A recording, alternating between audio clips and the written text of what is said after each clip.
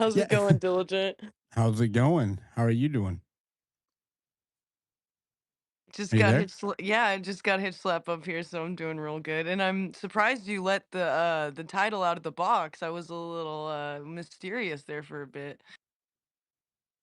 Well, you got to keep them guessing, right? You got to keep them guessing. It's gotta keep on their toes, it's true.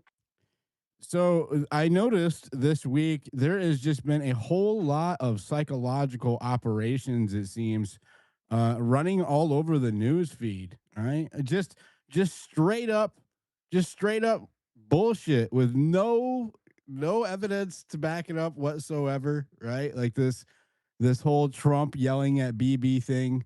We saw the legacy media run with it. We saw the new media run with it, but zero receipts, zero fucking receipts whatsoever. It's crazy that, still here we are in 2026 and nothing's changed, right? The institutional media, both the old and the new, lies. And then also, seemingly, we have the same thing happening on Twitter, to a greater or lesser degree. We'll get into that later, right? But there is just so much going on here. What is going on here? I don't know. So many actors, are they paid? Are they not? What is going on here? Rep Luna, right, posted this earlier today. Let me pull it up. I'll just read it to you guys. Absolutely insane. Let me see if I can find her real quick. Hold on. Yeah, Don't Rep forget, Luna guys, posted repost this. the space if you Yeah, can. bottom right corner, everybody, please repost the space. I promise you. I promise you, this is going to be a spicy space. I 100% promise you. This one, get your popcorn. Okay, grab your girlfriend, grab your refreshments. Right, whatever it is that you like to do on the side. Grab all of those things because I swear, it's going to be an interesting meatball. 100%. I've 100%. got some salami. Can I grab my salami? Sure. Preferably if there was a woman involved, but we do the Give me best that some we of that can. salami. I've got a big supply of salami at the moment. That's all I wanted to say. Oh man, it's just crazy out here. It's so crazy out here. So so it seems like I called it out. They sent Nick Shirley to Cuba randomly a few weeks ago. You guys remember that? And I immediately called it out. I was like, this is totally a psyop. Like, who the fuck goes to Cuba? Are you going to find for fraud in Cuba? It's so weird. And then exactly 1 week later, the CIA posts that it's in Cuba. And I was like, I called it. I fucking called it. Every time I called it. Um, and now you have pretty much everybody in Congress and, well, all of the certain people who get paid from a certain lobby that supports a certain country. Not going to name any names here. All singing the same tune about going to war with Cuba. We have this Supported groups, clip for right here. example. We'll go. Of course, it's just like in the Jeb Bush or the George Bush days.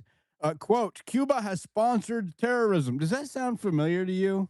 Sponsored terrorism. Who else did they tell us sponsored terrorism? Oh, Afghanistan. Oh, Iraq. Right, Iraq. Oh, Iran. I've heard this before. Right? Isn't that amazing? And now it's Cuba. Cuba is sponsoring terror. Oh, remember when Venezuela was sponsoring narco terrorism? This is the first time I'd ever heard that word. Narco terrorism. People are apparently terrorized as they're doing vast quantities of cocaine. It's crazy.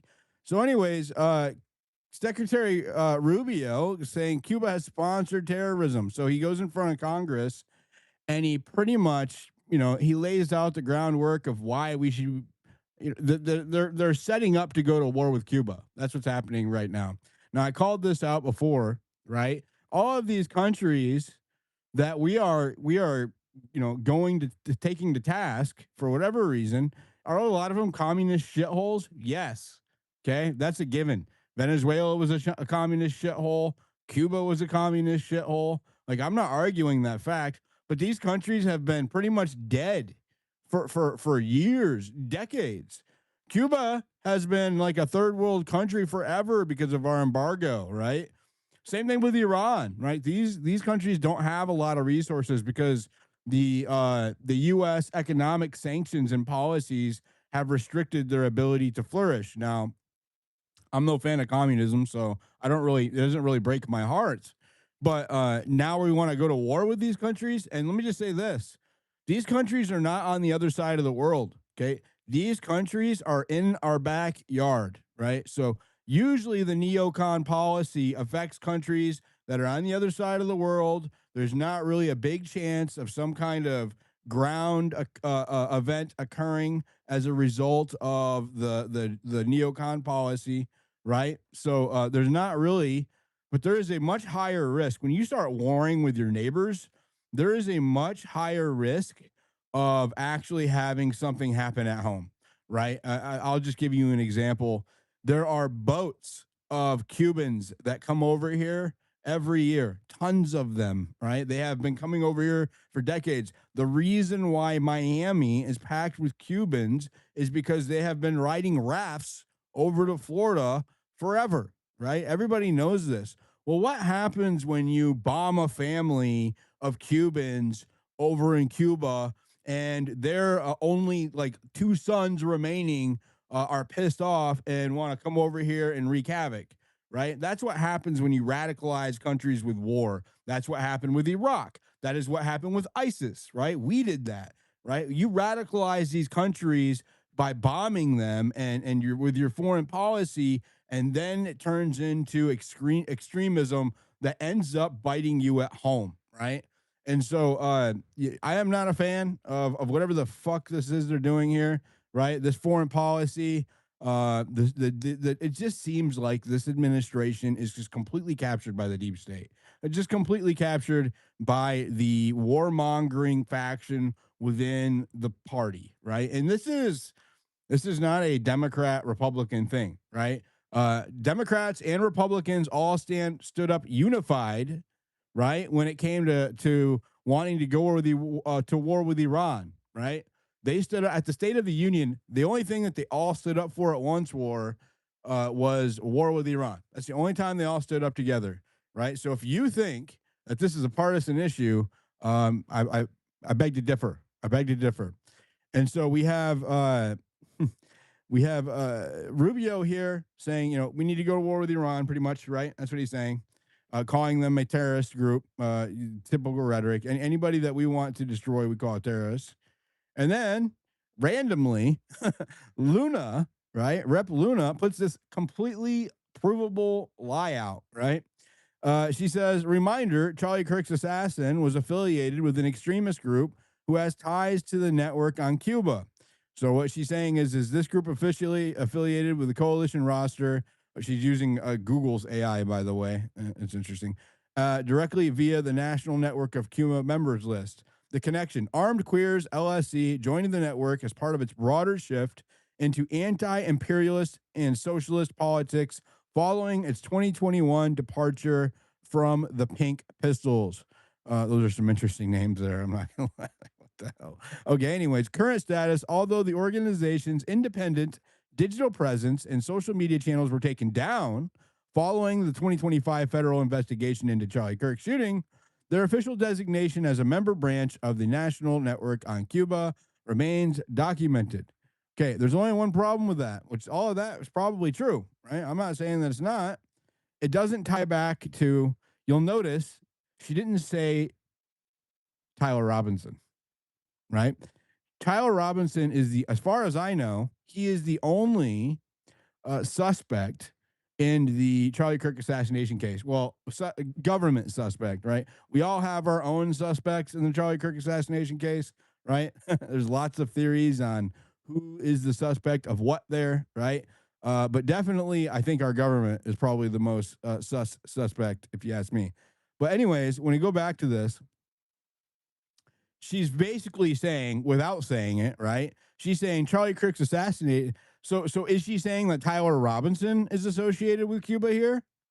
Or or is she telling us that a different assassin is associated with Cuba here? right? She's implying, she says the assassin was affiliated with Cuba. Well, I mean, is that assassin the CIA? Why didn't she say Tyler Robinson? Why didn't she say alleged? Right? She's speaking with certainty there.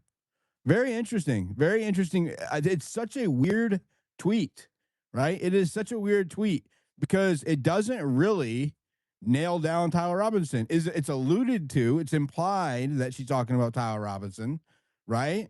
But she doesn't say allege, and this guy hasn't had his day in court. She is a sitting congressman. She knows what she's doing when she tweets this kind of shit.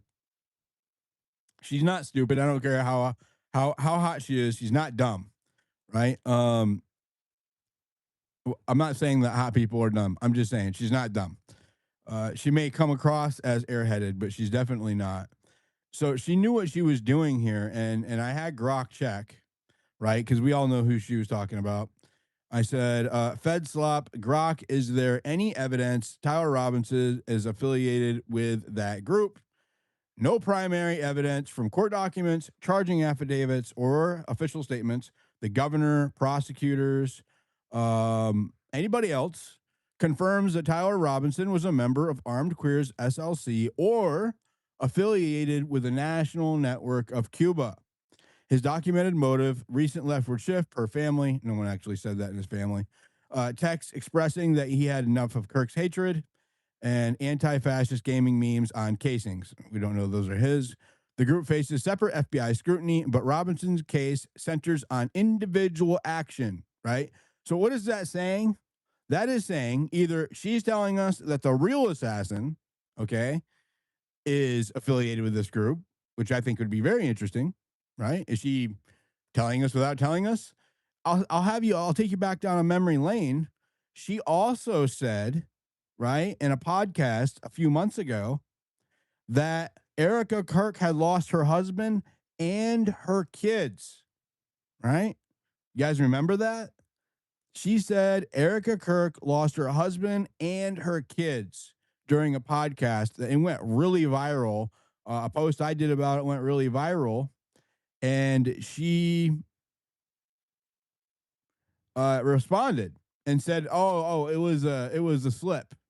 It was a Freudian slip." And I'm not a Freudian slip. That's what I would ask. I would say. She said that she misspoke. She misspoke, right? Which I thought was interesting. These people don't misspeak. She speaks for a living, right? That's what they do in Congress. Every word is curated, right? Every syllable is thought about. These people are all very, very intentional with their words, right? For a living, right? This is what they do. This is not an accident. This is all intentional. So we have Rep Anna Luna, who is trying to rile up the base. Here's what she's doing here. I'll explain it to you. She is trying to rile up the base by saying Cuba killed Charlie Kirk, right? That's what she's saying here. She's saying, do you guys remember the Iran thing where they were saying, oh, Iran tried to assassinate President Trump, Iran, right? And then what do you know? Right after that, what happened? We bombed the shit out of Iran, right? They're doing the same thing here. Reminder, Charlie Kirk's assassination is affiliated with the extremist group as ties to National Network on Cuba, right? This is preemptive narrative, right? This is pre-justification before military action. That's exactly what this is. What they're saying is that we're going to do a regime change and we want the base, the right, the party in power, conservatives, Republicans that have the House, the Senate, and the judicial. We want them to be pissed at Cuba. So we sent Nick Shirley there to report on how bad the Cubans have it. I don't give a fuck how bad the Cubans have it over there. I'm sorry. I don't hate Cubans, right? I don't have a problem with Cubans. But who gives a fuck how bad it is in Cuba? We care about how bad it is here, right? So what they're doing is all of this is just narrative spinning to justify predictive programming. I'm watching the YouTube chat. You got that right. Predictive programming.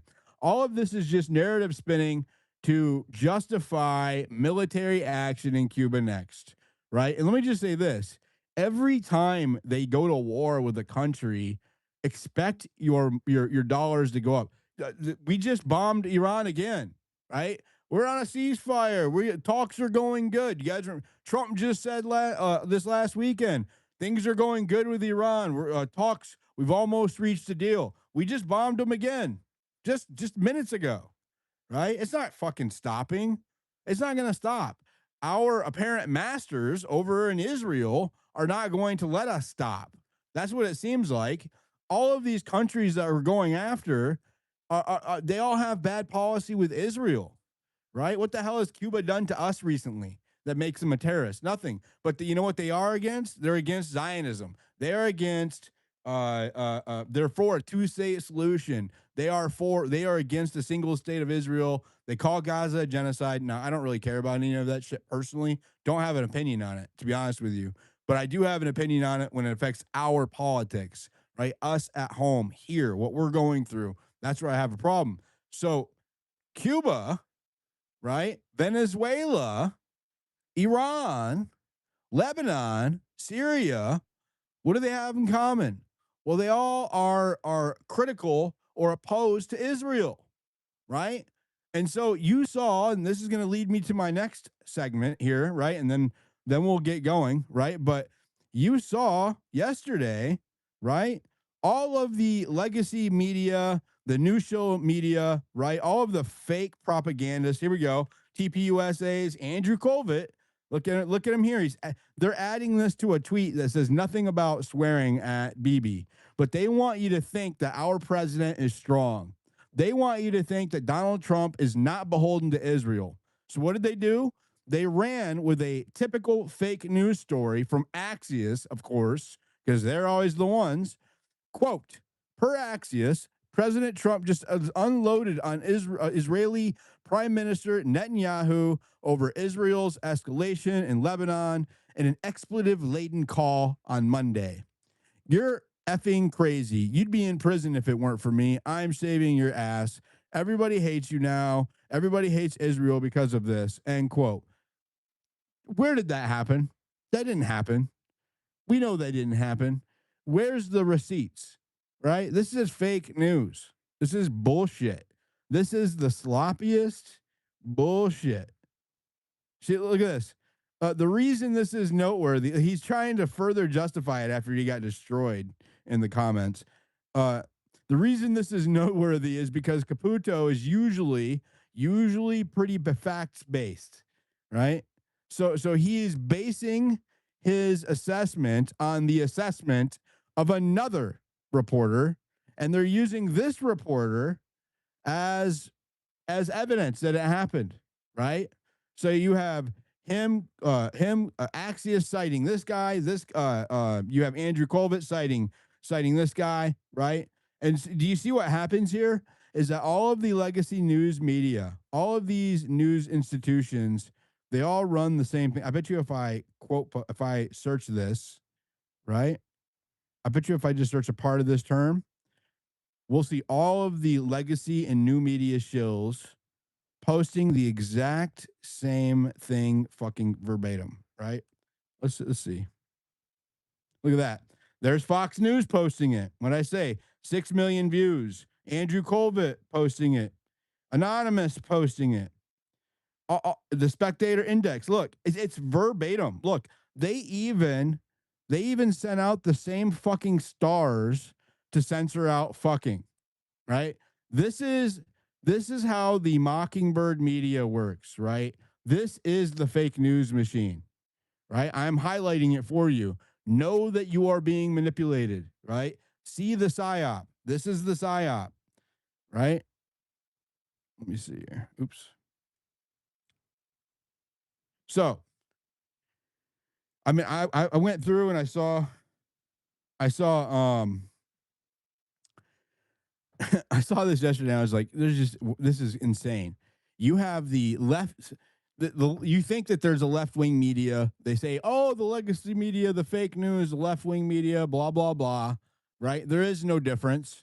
The guy who owns Fox also owns the Wall Street Journal, which is a left wing publication. Right? That is all just shit to keep you mind controlled, thinking that there's two different sides. The same motherfucker owns the left wing and the right wing media. Think about that, right? And here you got, I just took Andrew Kolvitz's post and I copied and pasted it into the search bar, and you can see they fucking, where it's bolded, they all use the exact same copy and paste bullshit. Exactly the same. Every single one of them. Fox News, Andrew Kolvitz, Anonymous, right? Which is supposedly left wing and hates Trump. Spectator Index, National Chronicle. I mean, it goes on and on and on. The National Independent. They all Bricks News, and look at the impressions, right? So each one of them took this corroborated story with zero fucking receipts, right? Zero receipts, and then just ran with it. Ran with it. Copy and paste. It's everywhere, right? Everywhere. Why is that? Why would they do that? They are trying to make Trump look strong. There is a shit ton of backlash against Trump right now because of what happened with Massey a couple weeks ago, right? Trump looks bought by Israel, Iran, the gas prices, the food prices. Our economy is shit right now because of the foreign policy with Iran, and Americans, both the left and the right, Trump's own base, myself included, right, think that he is doing this for Israel. So what are they doing right now? This is a fucking psyop to make it look like he's not. But I just proved it to you. Search it. Go to and find Andrew Kolvitz's post. Search it yourself if you don't believe me. Copy this. That first sentence. Copy that first sentence, right? And then run that. They were all given scripted talking points, right? And then ran with it so that it would envelop the news media yesterday. This is narrative, right? This is a scripted narrative. Zero receipts, zero evidence, no primary evidence. There's no transcript. There is no audio recording. There is no video recording. They don't even have an eyewitness that came up and said, I saw this, I heard this. They were citing anonymous sources in the White House, right? What else happened as a result of that? They also said that there was a leak in the White House that needs to be discovered. Axios has got a leaker, right? Why are they doing that? Well, I'll tell you why they're doing that. They want to clamp down on journalism. This story happens right on the heels of Pete Hegseth shutting journalists out of the Pentagon. Now, I am not a fan of our national security being at risk because of leakers, but that's not a problem with the journalists, right? That's a problem with the Pentagon.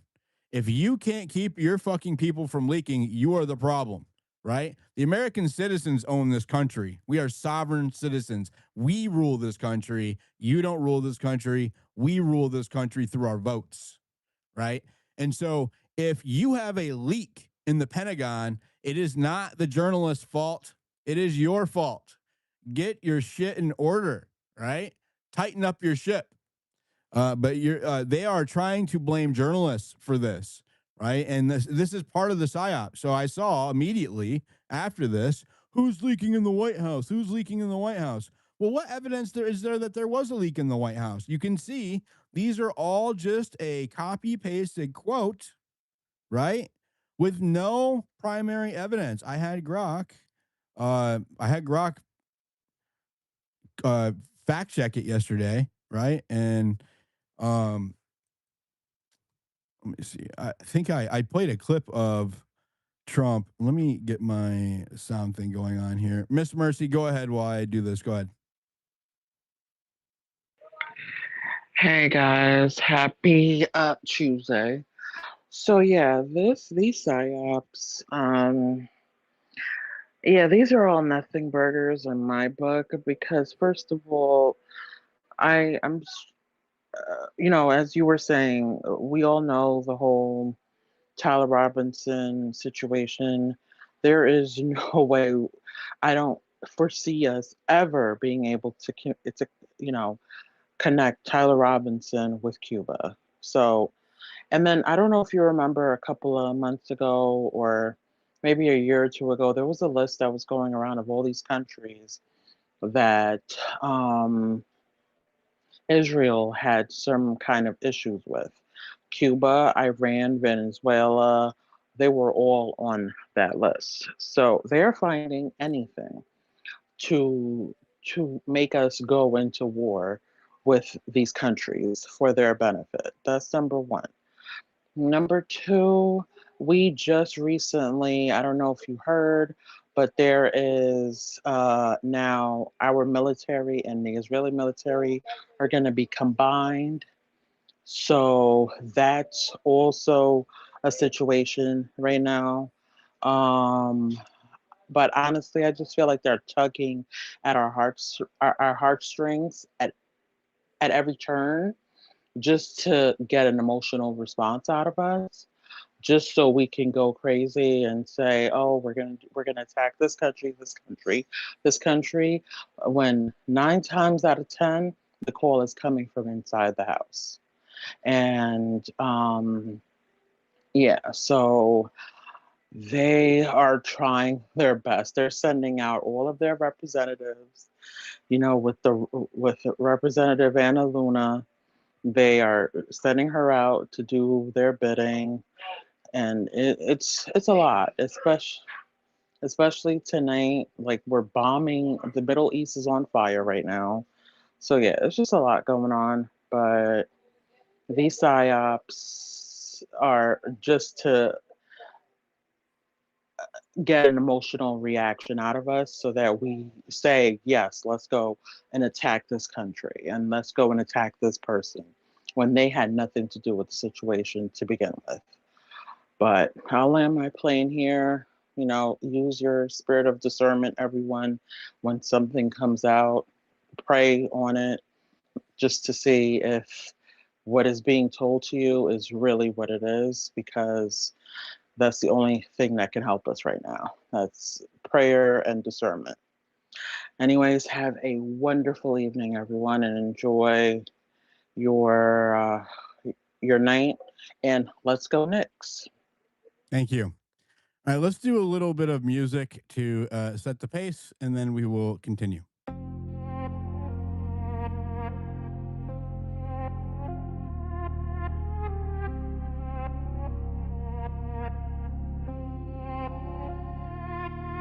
He don't talk unless the proof is in the lines. Receipts in the folder, coded truth in these rhymes. Power play chess, moving pawns through the blind. But a diligent denizen sees designs in the signs. They disguise what they hide, he just shows how it's shaped. Every source double check, never roll with the fakes. In this world full of wolves, he's exposing the snakes. Document every whisper, got the quotes and the dates. He don't chase what they post, he investigates where it stems. Paper trails never lie, follows links to the end. Truth is power, it bends, but yet it always defends. What's verified never shakes, even lost in the trends. So when he speaks, it's a lens, not a rumor or a vibe. He cuts through the noise, pulls the proof from the lies. This is for the people trying to see through the disguise. Diligent denizen where the real can survive.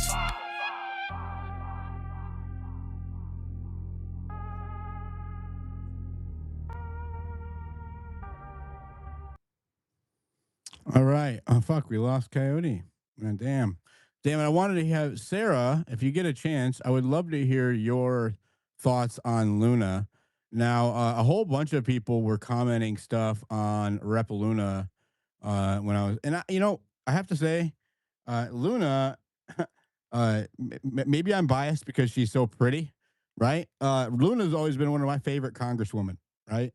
She is, she's always been one of my favorites. It might be the bathing suit video, right? Like I'm saying, like I am partial to the bathing suit video, so maybe that's why I have not been so critical. I'm just gonna say that, right? She is a hot MAGA chick. I'll say that. That being said, right? When she says dumb shit like what we saw today, I have to question her motives.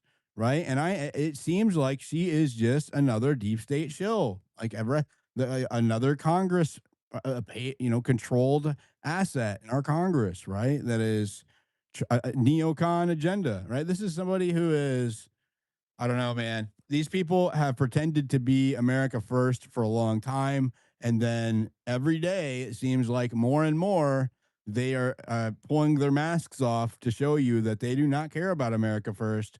They care about America last and other countries first. We're not going to say which country that is, but we all know what I'm talking about.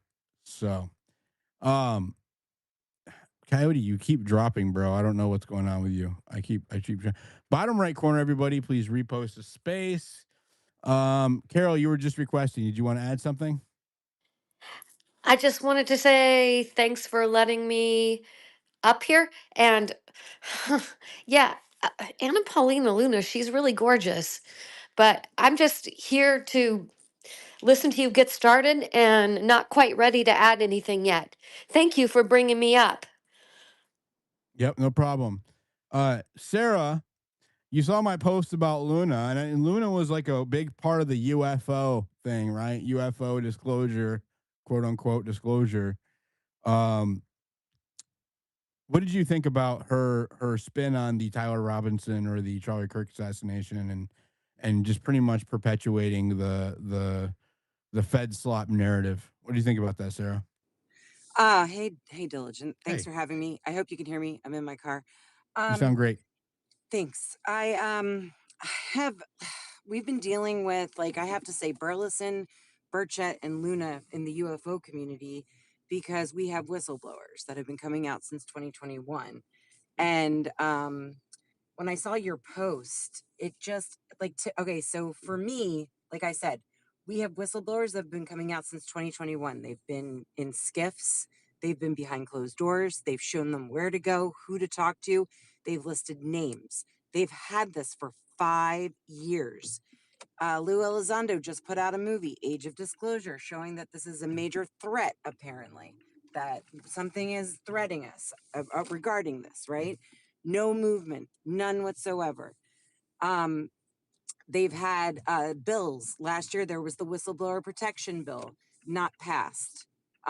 Since 2023, for the NDAA 2024, after David Grush testified before Congress, saying all of this stuff under oath, they have not passed anything in regards to UFO disclosure or even anything regarding this through the NDAA Act. So nothing is getting pushed. It's all kind of a dance. I will say, so when and one of the things that I look at when I'm looking at this is that Luna, Burchett, and Burleson are pushing this UFO thing, but they're not talking about Epstein. They're not pushing Epstein. It's almost as if they're, and It's in a my safe opinion, subject. exactly, because they can't do, like, the UFO stuff can't move forward without executive orders. We're all waiting on the executive order. The drippy drop UFO files that they've dropped, they're dropping every 2 weeks, it's ridiculous. We're not even getting they're not even explaining anything. No one's standing up and saying, so what you're looking at is, et cetera, et cetera, et cetera. Nothing is happening there.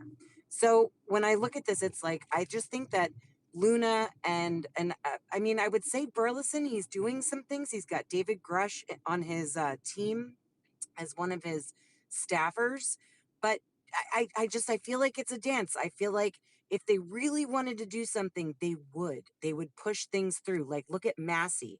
Although, where are the other 50% of the Epstein files? Why did half of the ones that they gave us, all of them, be redacted except for the victims' information? Terrible. So it's just like there's this ongoing thing that's happening. So when she puts something out there like this, it doesn't surprise me. It's just like her game, you know? It's just a bunch of bullshit.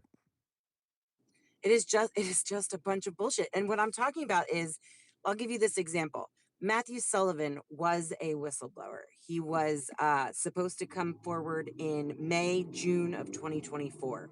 He was going to testify. Whether it was going to be behind doors or in front of Congress, I'm unclear on that. He is a legacy program whistleblower. Legacy program is the secret program that nobody talks about, that's hidden within whatever government and contractors with the UFO stuff. He was a legacy program whistleblower.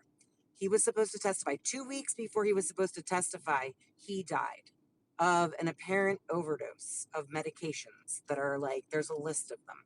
So to a lot of people, this looks like this doesn't look like suicide. This looks like murder. About a week and a half ago, Burleson said that they are going to be putting out a 60-day period for UFO whistleblowers to come forward, where they would have 60 days where they would be completely free of their NDAs, of everything. Come out and come here and you'll be free. You get amnesty for 60 days. You can tell us anything you want. Okay, like that's what they're throwing down, but no one is actually pushing forward and like getting them protections so that they can take care of them and give them like actual bodily safety protections, so that they're not killed before they come out and they do this. And David Grush had 40 plus witnesses, so we've only met a handful. So I mean, so we're looking at that. They're not, another thing is Massey said, if, I don't get what I want, I'm going to go on the Congress floor and I'm going to do the debate clause. I'm going to just reveal the names of the victims' client list, right? He never did that. He didn't do that. Why hasn't he done that yet? Why That's isn't a there good pressure? question. And then on top of that, about a month ago, Burleson and Luna. And why didn't he tell us about Zorro Ranch? And why didn't he tell us exactly? Why didn't he tell us about Zorro Ranch? And then a month and a half ago, I honestly think at this point, just all of the Congress people who we think are fucking like champions of the people are just given a little bit more leash to make us think it's believable at this point. I mean, I completely agree with you. And so about a month ago, I think it was Burleson or Burchett or Luna, one of the three, said that they would do the debate clause. They would pull it out. They would go out on the Congress floor and they would tell everything that they heard behind closed doors on UFO disclosure. Well, why is that not happening? You know what I mean? Like there's something that's going on, and it's just, anyway, it's frustrating. I think that it is it's all yeah, it's just a psyop. That's why I was like psyop. It is all theater, right? That thing about Trump yelling at Bibi, I don't know if you guys saw, if you just joined us, I did a search of the I copied and pasted the first sentence of Trump swearing at Bibi, that what they ran with on the news. I did a search, and all of the large accounts on Twitter had the exact same copy paste, even where they cut out the swear words with stars. It was all exactly the same. They all copied and pasted the same line with zero, and I mean literally zero evidence to back it up. Maze, you know what I'm talking about with that?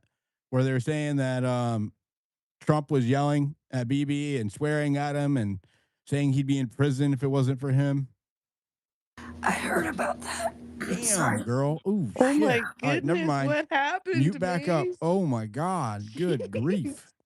Are you okay? Ooh, drink some water, Maze. I won't call on you again. I'm sorry. Don't. We're praying for you and whatever you got going on. That's rough. Oh, yeah. Drink some. Maze, get yourself some. Those juice pops, the freeze pops. Get some of those. Have your somebody get you some of those. A whole bunch of them. Those are the best thing for you right now. And honey water. Honey water. That's really good too. Honey water. Nothing acidic. Go ahead, Serenity. Hi, Diligent. Hi, Maze. Hi, Harmony.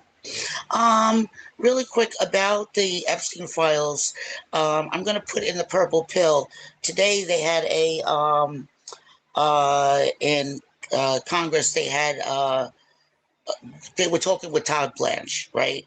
And they had a hearing. And Miss Dean, I don't know, she's a congresswoman from I don't know where, so you guys can check.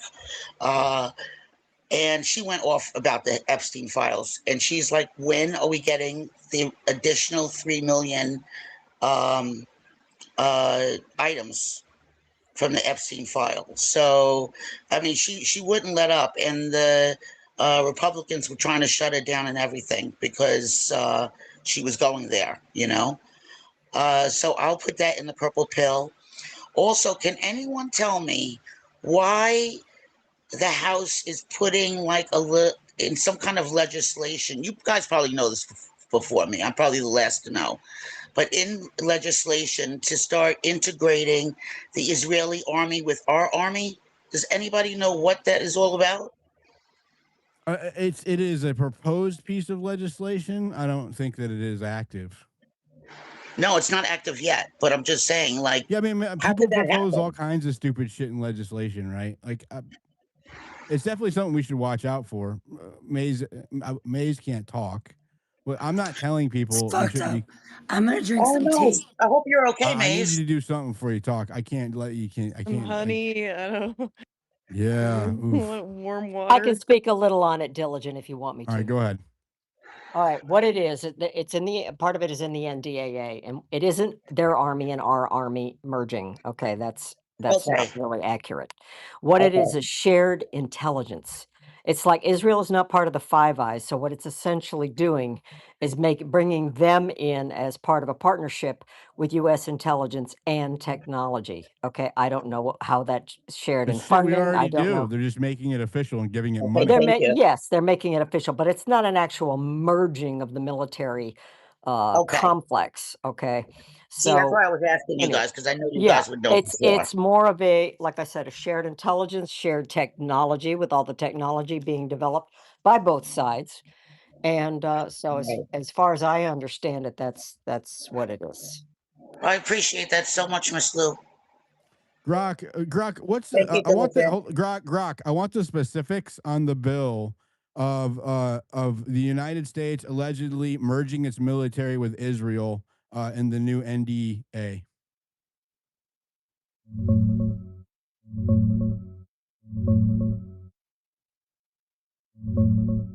It's Section 224 of the House version of the FY 2027 National Defense Authorization Act, called the United States Israel Defense Technology Cooperation Initiative. It requires the Secretary of Defense to appoint one executive agent to coordinate and accelerate joint work between the U.S. and Israel on defense tech. Things like research, development, testing, co production, licensing, and integrating Israeli origin tech into U.S. systems. It covers a wide range of areas: counter drones, missile defense, AI, quantum, cyber, biotech, network integration, data fusion, and more. There are requirements for briefings to Congress within 180 days and annual reports through 2030. This is not a full military merger or command integration, no shared command structure, no U.S. troops under Israeli officers or vice versa. It's deepening the existing defense industrial partnership, moving beyond straight aid toward co-development and supply chain entanglement. Critics like Reps Thomas Massey and Ro Khanna are pushing amendments to strip it, arguing it risks U.S. sovereignty, reduces oversight, and gives Israel too much leverage. Supporters say it just streamlines tech sharing that already happens. The bill's still in the markup stage, so it could change or get removed. Want me to dig into any specific part of it? Well, I mean, I do have a problem integrating Israeli origin tech into U.S. systems. That sounds concerning.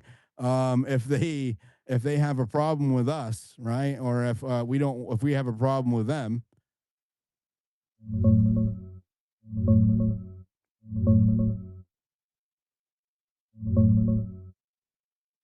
Yeah, that's the core risk people are flagging. Once you bake Israeli origin tech into US platforms, especially stuff like network integration, data fusion, AI, or cyber tools, you're creating real dependency. If relations sour, updating, patching, or even disabling that tech becomes a headache. Same the other way. If the US wants to pivot policy, those embedded components give Israel leverage. Israel has a documented history of passing US derived military tech to China in past decades, which is why some see this as more than just friendly cooperation. The bill's language does explicitly call for identifying Israeli tech for integration into U.S. programs of record, plus co production on U.S. soil. That locks things in deeper than annual aid packages that Congress can debate or condition. It's not a full military merger, but it does move the relationship from we give them money and gear to our systems are partially built on each other's tech. Massey and Kana are trying to strip the section for exactly these sovereignty and entanglement reasons. The markup's happening soon, so this could still get yanked. Grok, what are the chances that it will get yanked? Is there been any other vocal opposition on the right? And if there is the margin thin enough to where they can prevent it from getting added to the markup?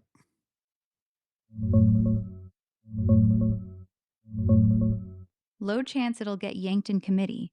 The markups tomorrow, June 4th, and Section 224 has strong backing from both the Republican chairman Mike Rogers and top Democrat Adam Smith.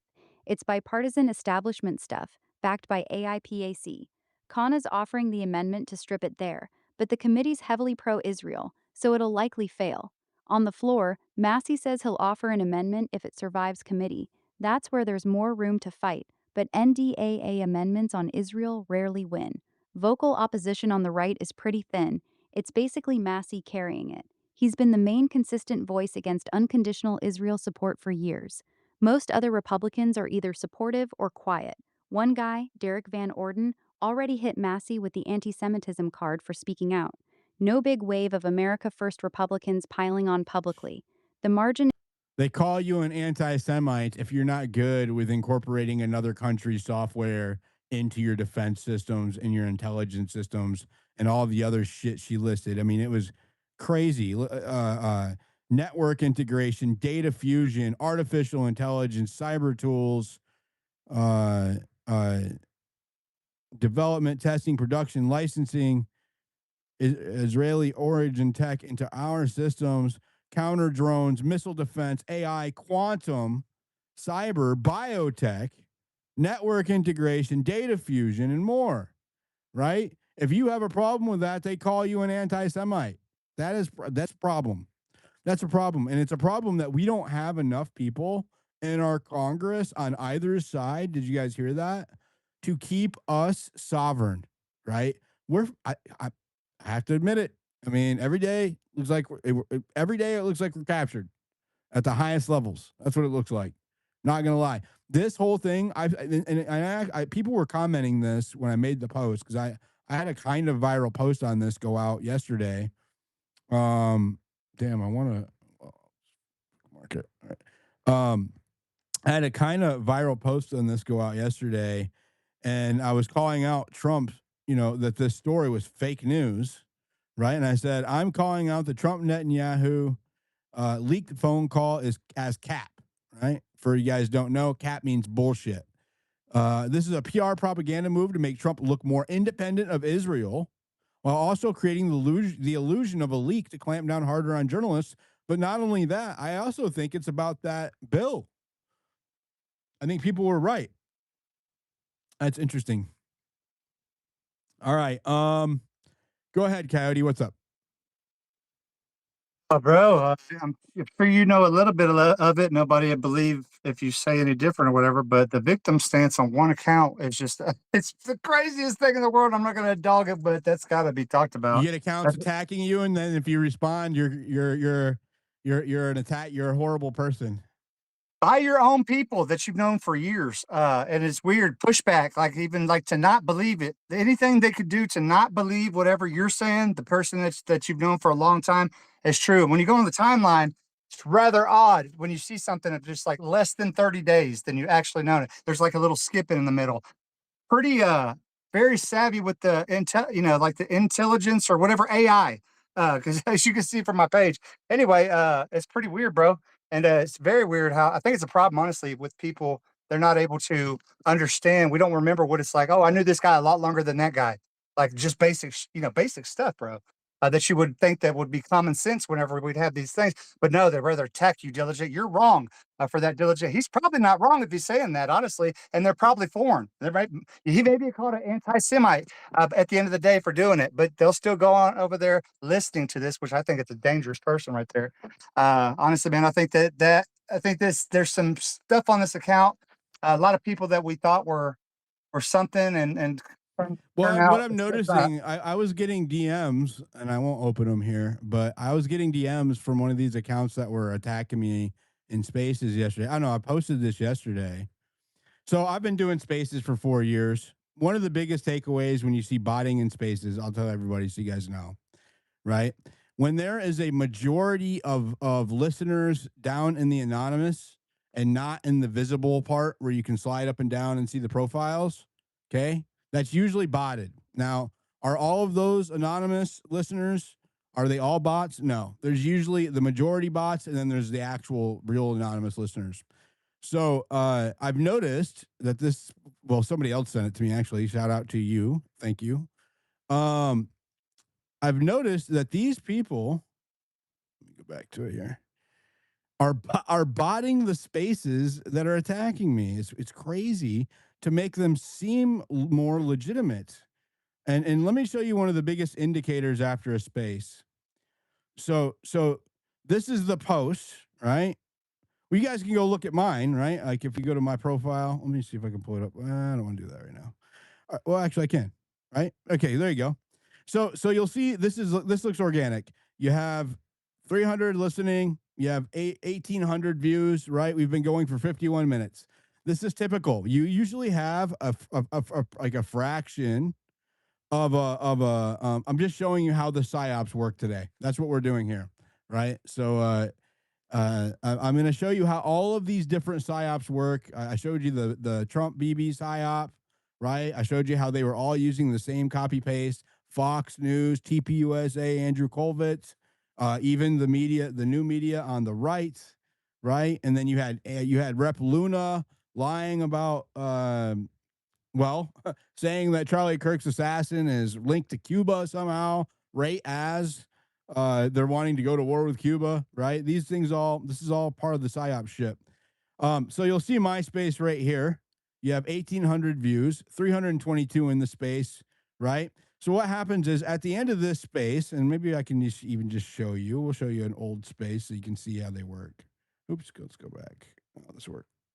All right, so if you go look at an older space, let's see. There we go. Right? You usually have a fraction of the quote unquote tuned in, right? Compared to how many impressions are on the space. So that one I did a couple days ago, okay, we had 8.7 thousand tune in, 23,000 impressions, right? So you usually get like a fraction, like a 25% or so, it varies, of actual listeners to how many people see the post of the space, right? This is consistent across the board. I'll give you another example. 6.3 thousand tuned in, 20,000 impressions, right? It's a fraction. This is consistent across the board. Okay?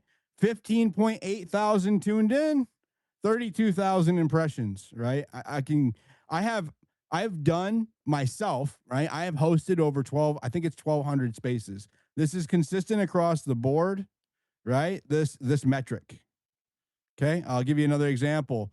5.3 thousand tuned in, 20,000 looking, right?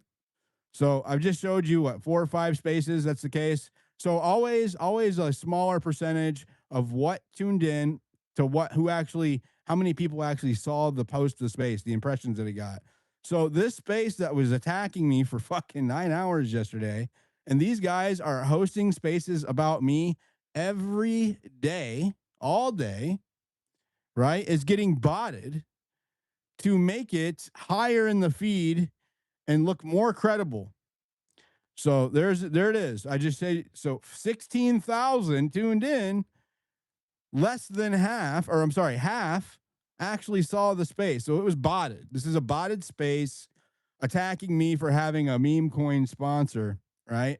This same group of people, and I don't know if I can show it here.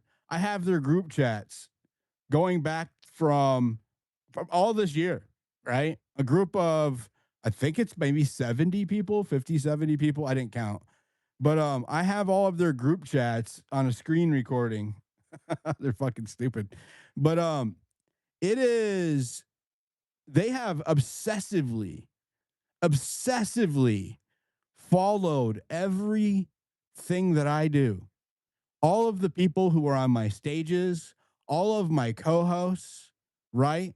They are obsessively stalking anything to do with me, talking about me all day, trying to smear me constantly, right? And as Coyote correctly pointed out, right? They will play victim, right? What they do is they attack you, and then they play victim like you did it, right? Let's see. Yeah, there she Of is. surgery. It happened in February, still Yeah, she going to attacked today. me, and then she went to surgery, so I responded. So this account, you see what she does, right? This account activated. This account activated during my CIA space on Thanksgiving Day last year, right? On Thanksgiving Day, an Afghan, I think was he Afghani or Iraqi? I believe it was Afghani, right? Went to Washington D.C. and shot two of our National Guardsmen. You guys remember that? You guys remember that? It was a big news, right? Well, he used to work. Oh, Maze dumped out for this one. Oof, too hot for Maze. All right. He used to uh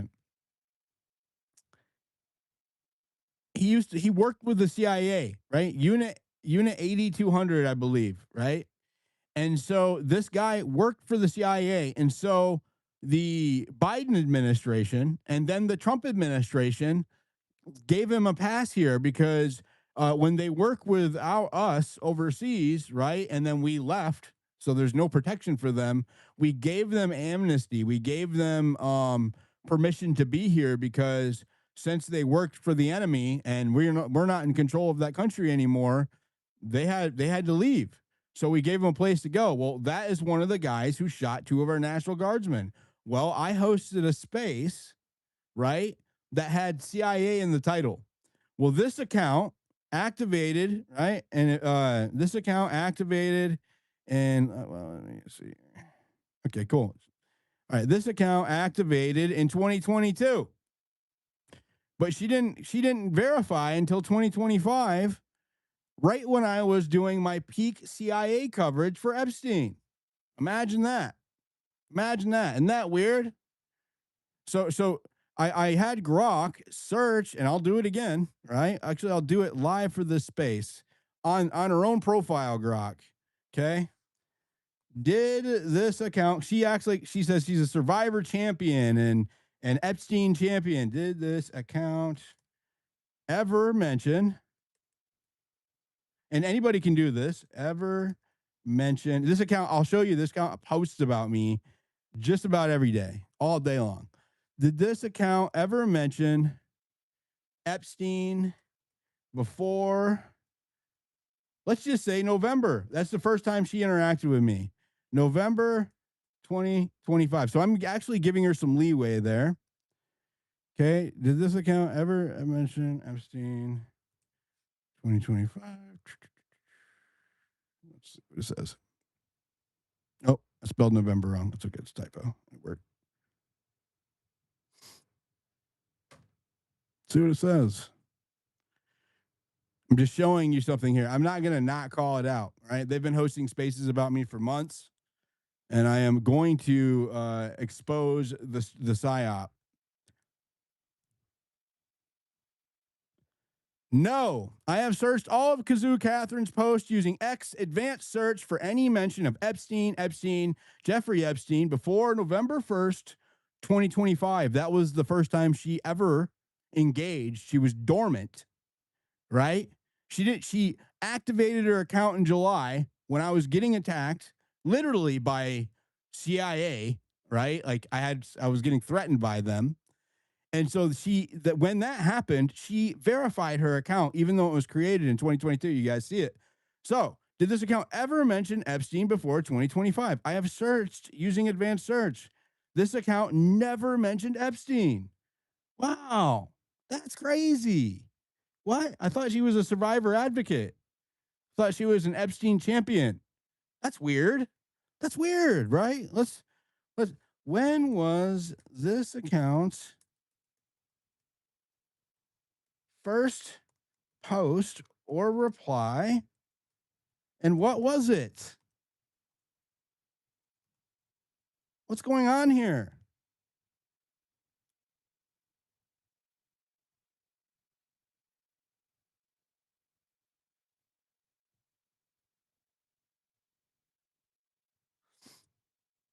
What do you think it is, Coyote?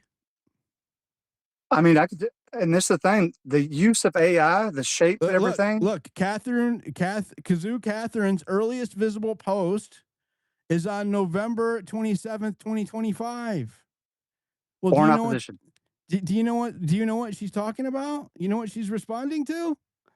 You know what she's responding to? She's responding her very first reply or post ever. But despite activating her account in July of last year, so I'll just reiterate for everybody, she activated her account in July during my peak Epstein coverage when I was going after the CIA's involvement with Epstein, when I was getting literally threatened by career CIA officials on the fucking timeline, right? Posted on the timeline. And she activates her account then, right? Doesn't do shit, right? Does not post or reply once. And then her first action on the timeline is what? Responding to my post on Thanksgiving, right? And says, quote, I wonder how many Afghans from 0 units were provided direct entry into the United States, right? She's talking about the CIA. That account's here like 100%. Like to take you out. I'm serious, bro. It's like not a. Here's the thing, people. It's not a conspiracy theory. Like this shit is happening. It's real life. I'm telling you, it's happening. I'm telling you, it uses AI to shape shit. Grok. It's the words. And here's the thing on the victim stance. It makes it to where Grok has a hard time telling you some shit, Well, bro. so let's look at what she's been doing, right? Let's see if she's a victim. How about this? Let's ask it objectively, right? Now you guys saw this is me clicking on her profile, so I'm not even in my own Grok. This is her Grok. All right. So when was her first? Well, actually, here, let's do this. I got a better one. Let's go to my profile and see. Let's confirm, right? Maybe can we pull up the? Give me the web link for this post. That's over there. Give web link for this post. So this account activated in July. Its very first interaction with me ever, first post or reply ever. Okay, this account was created in 2022, right? It remains dormant. It activates in July during my Epstein coverage where I'm criticizing the CIA.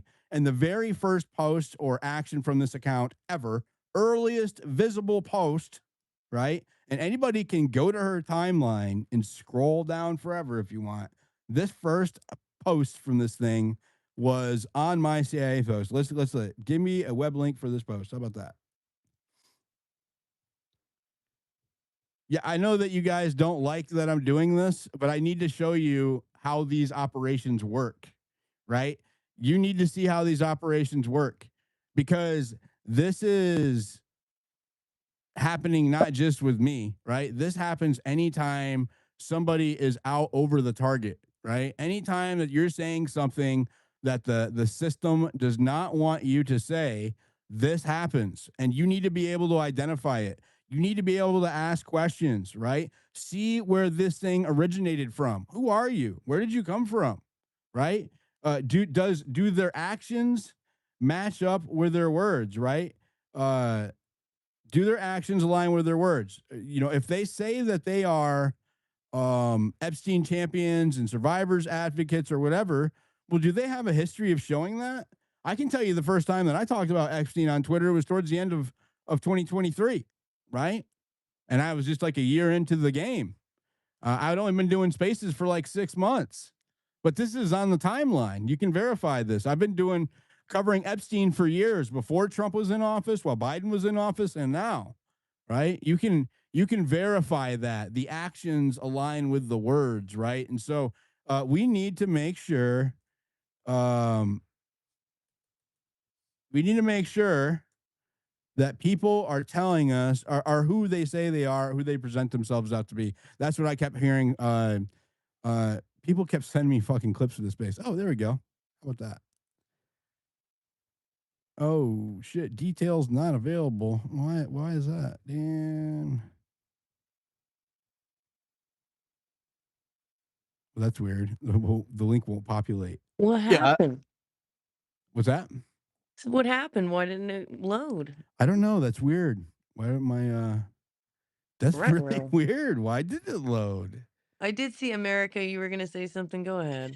yeah. So this is just a common tactic that people use to like defame and go after certain people that are saying things that they don't agree with.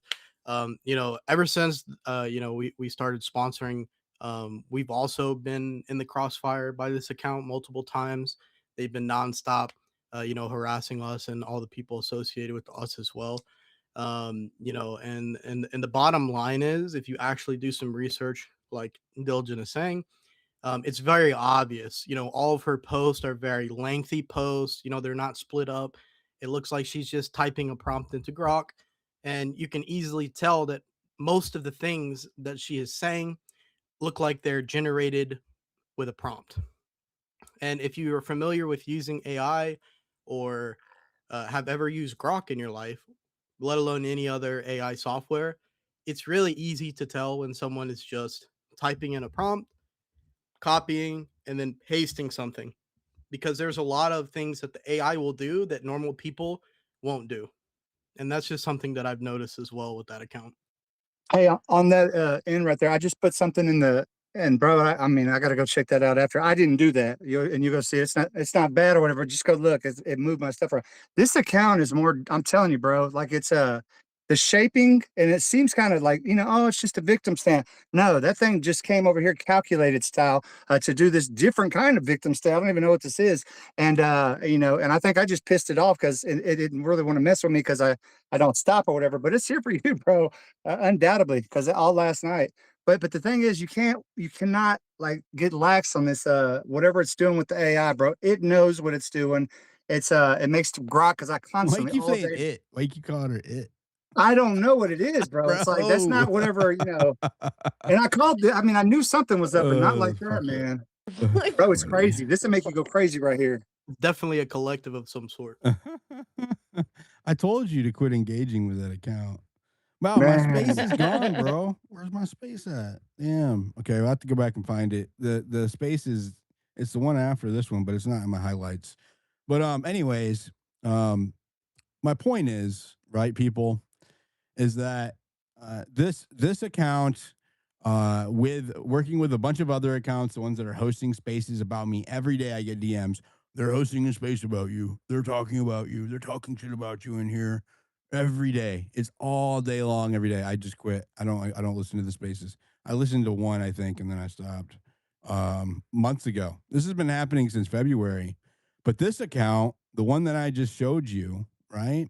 The one that activated for my CIA space, this one, and I showed you that, right? The first time this thing ever spoke was to my CIA space.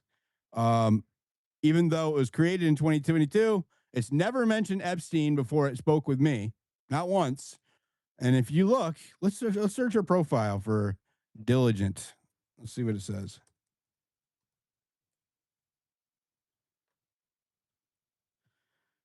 She's going after you because you backing me up. Diligent. There she is in February coming after me, right? Oh, she's a ruthless victim. Yeah. So she attacks me in February, and I respond, and then they are like, you attacked her while she was getting surgery, right? I didn't know she was getting surgery. I just knew that she was attacking me. Here's the post. Here's the post of her attacking me. So what happened was, right, is that I shared publicly, and I'll never do this again. I shared publicly that I wasn't taking any sponsors at the time, and that most of my revenue, right, was coming from subscribers, right? A week later, and I shit you not, and I can even go back and get this clip, right? A week later, right, I have this whole subscriber like revolt thing, right? Where somebody had taken my subscriber group chat, cloned it without me in it, and then had been venting in that subscriber chat to the other subscribers And then calling for them to subscribe to my co-hosts, right?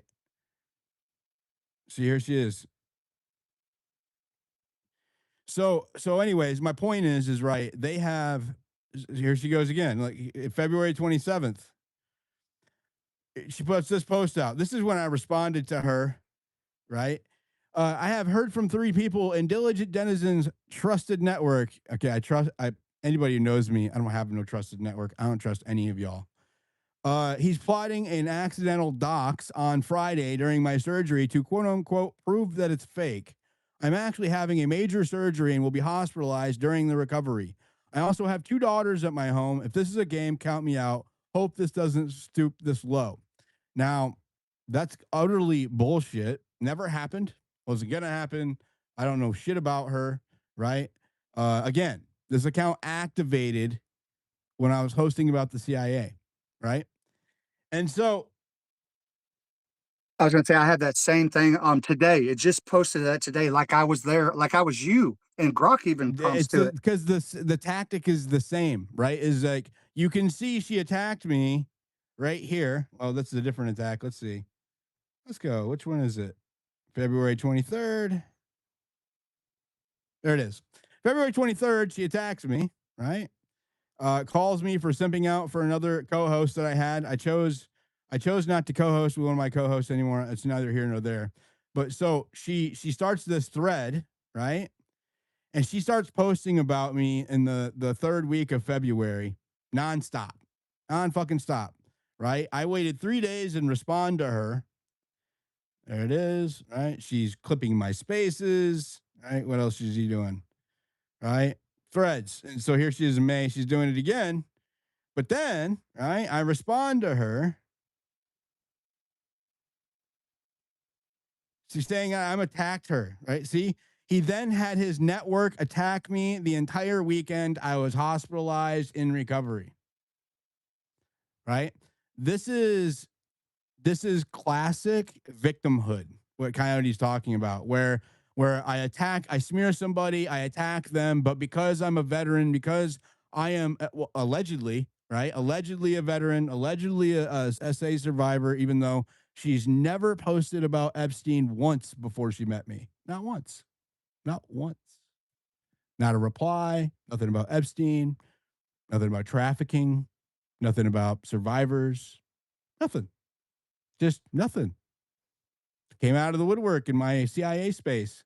I had CIA in the title, right? So let's go back here. Just constant. As soon as I announced that, so what happened is, I'll tell you what happened is, they knew that I was using my subscriber chat or my subscriber base to pay my bills and operate full time as a journalist. My impact is massive, right? For what I do, I punch way above my weight on Epstein and intelligence adjacent topics, right? And so they try to silence or starve out any effective voice. So I fucking publicly disclosed that I was surviving off of my subscriber income, right? Because I don't make shit from posting on X really. And then a week later, or a couple weeks later, I have like this weird fucking subscriber community takeover. I didn't know that was a thing, but it definitely is, right? So I lost a significant portion of my subscribers. Well, then about 2 weeks ago, this account on stage, one of the guys messaged me and he's like, "Hey man, we're looking to get into the scene. We just want a network, blah, blah, blah. We want to know if we could work out something to get in your spaces." I was like, well, one, I'm really critical of the Trump administration right now, right? I'm not exactly popular. And they said, yeah, we don't like the war with Iran, right? We just want to get visible and network, right? I was like, there's no shilling crypto on my spaces. And they haven't. And I haven't either, right? So as soon as I before I even committed to this, right? This is maximum transparency here. I'm telling you exactly what happened. I can share the receipts if I need to. But I told my subscriber space in private, I was like, hey, I think I'm going to take on a sponsor because X had dropped my payouts to like $1,000 a month. And just for Grok and the other AI that I use and some of the other shit that I use for work, I'm paying out to operate as a citizen journalist, right? So I'm not paying my bills. And so, right, I said that I told him, I was like, I think I'm going to take on this crypto sponsor, a small project or whatever. And they sounded like they're okay with it. As soon as I posted that, this account, and I'll give you, here's the receipts, right? Let's see. Go through all of her text. There it is. So, here she is. She's attacking the sponsor. Any source of income, right? Anything that will keep me going, right? Is what she's going after, right? When you try to smear me, but because I always bring receipts and I'm consistent over years, right? Because I'm always willing to be transparent with my crowd, they're very loyal, right? This is why the cancellations haven't worked against me, right? Is because I am consistent over years, right? My words and my actions align, and I'm willing to sacrifice embarrassment to show the truth, right? Because I would rather look stupid and be honest than get lied about or be dishonest, right? So every time I'm willing to do that, right? So I guess what? I'm still here, still operating 100% full time. She is saying that this account on stage, so she's trying to link it to Brock Pierce. Brock Pierce, and what's funny is I did a post on him right before she did this. She is trying to link this to Brock Pierce by the Patriot coin, right? So Brock Pierce is in the Epstein files. He's a crypto guy. He's all over the Epstein files, right? And if he did anything wrong, he should be fucking arrested.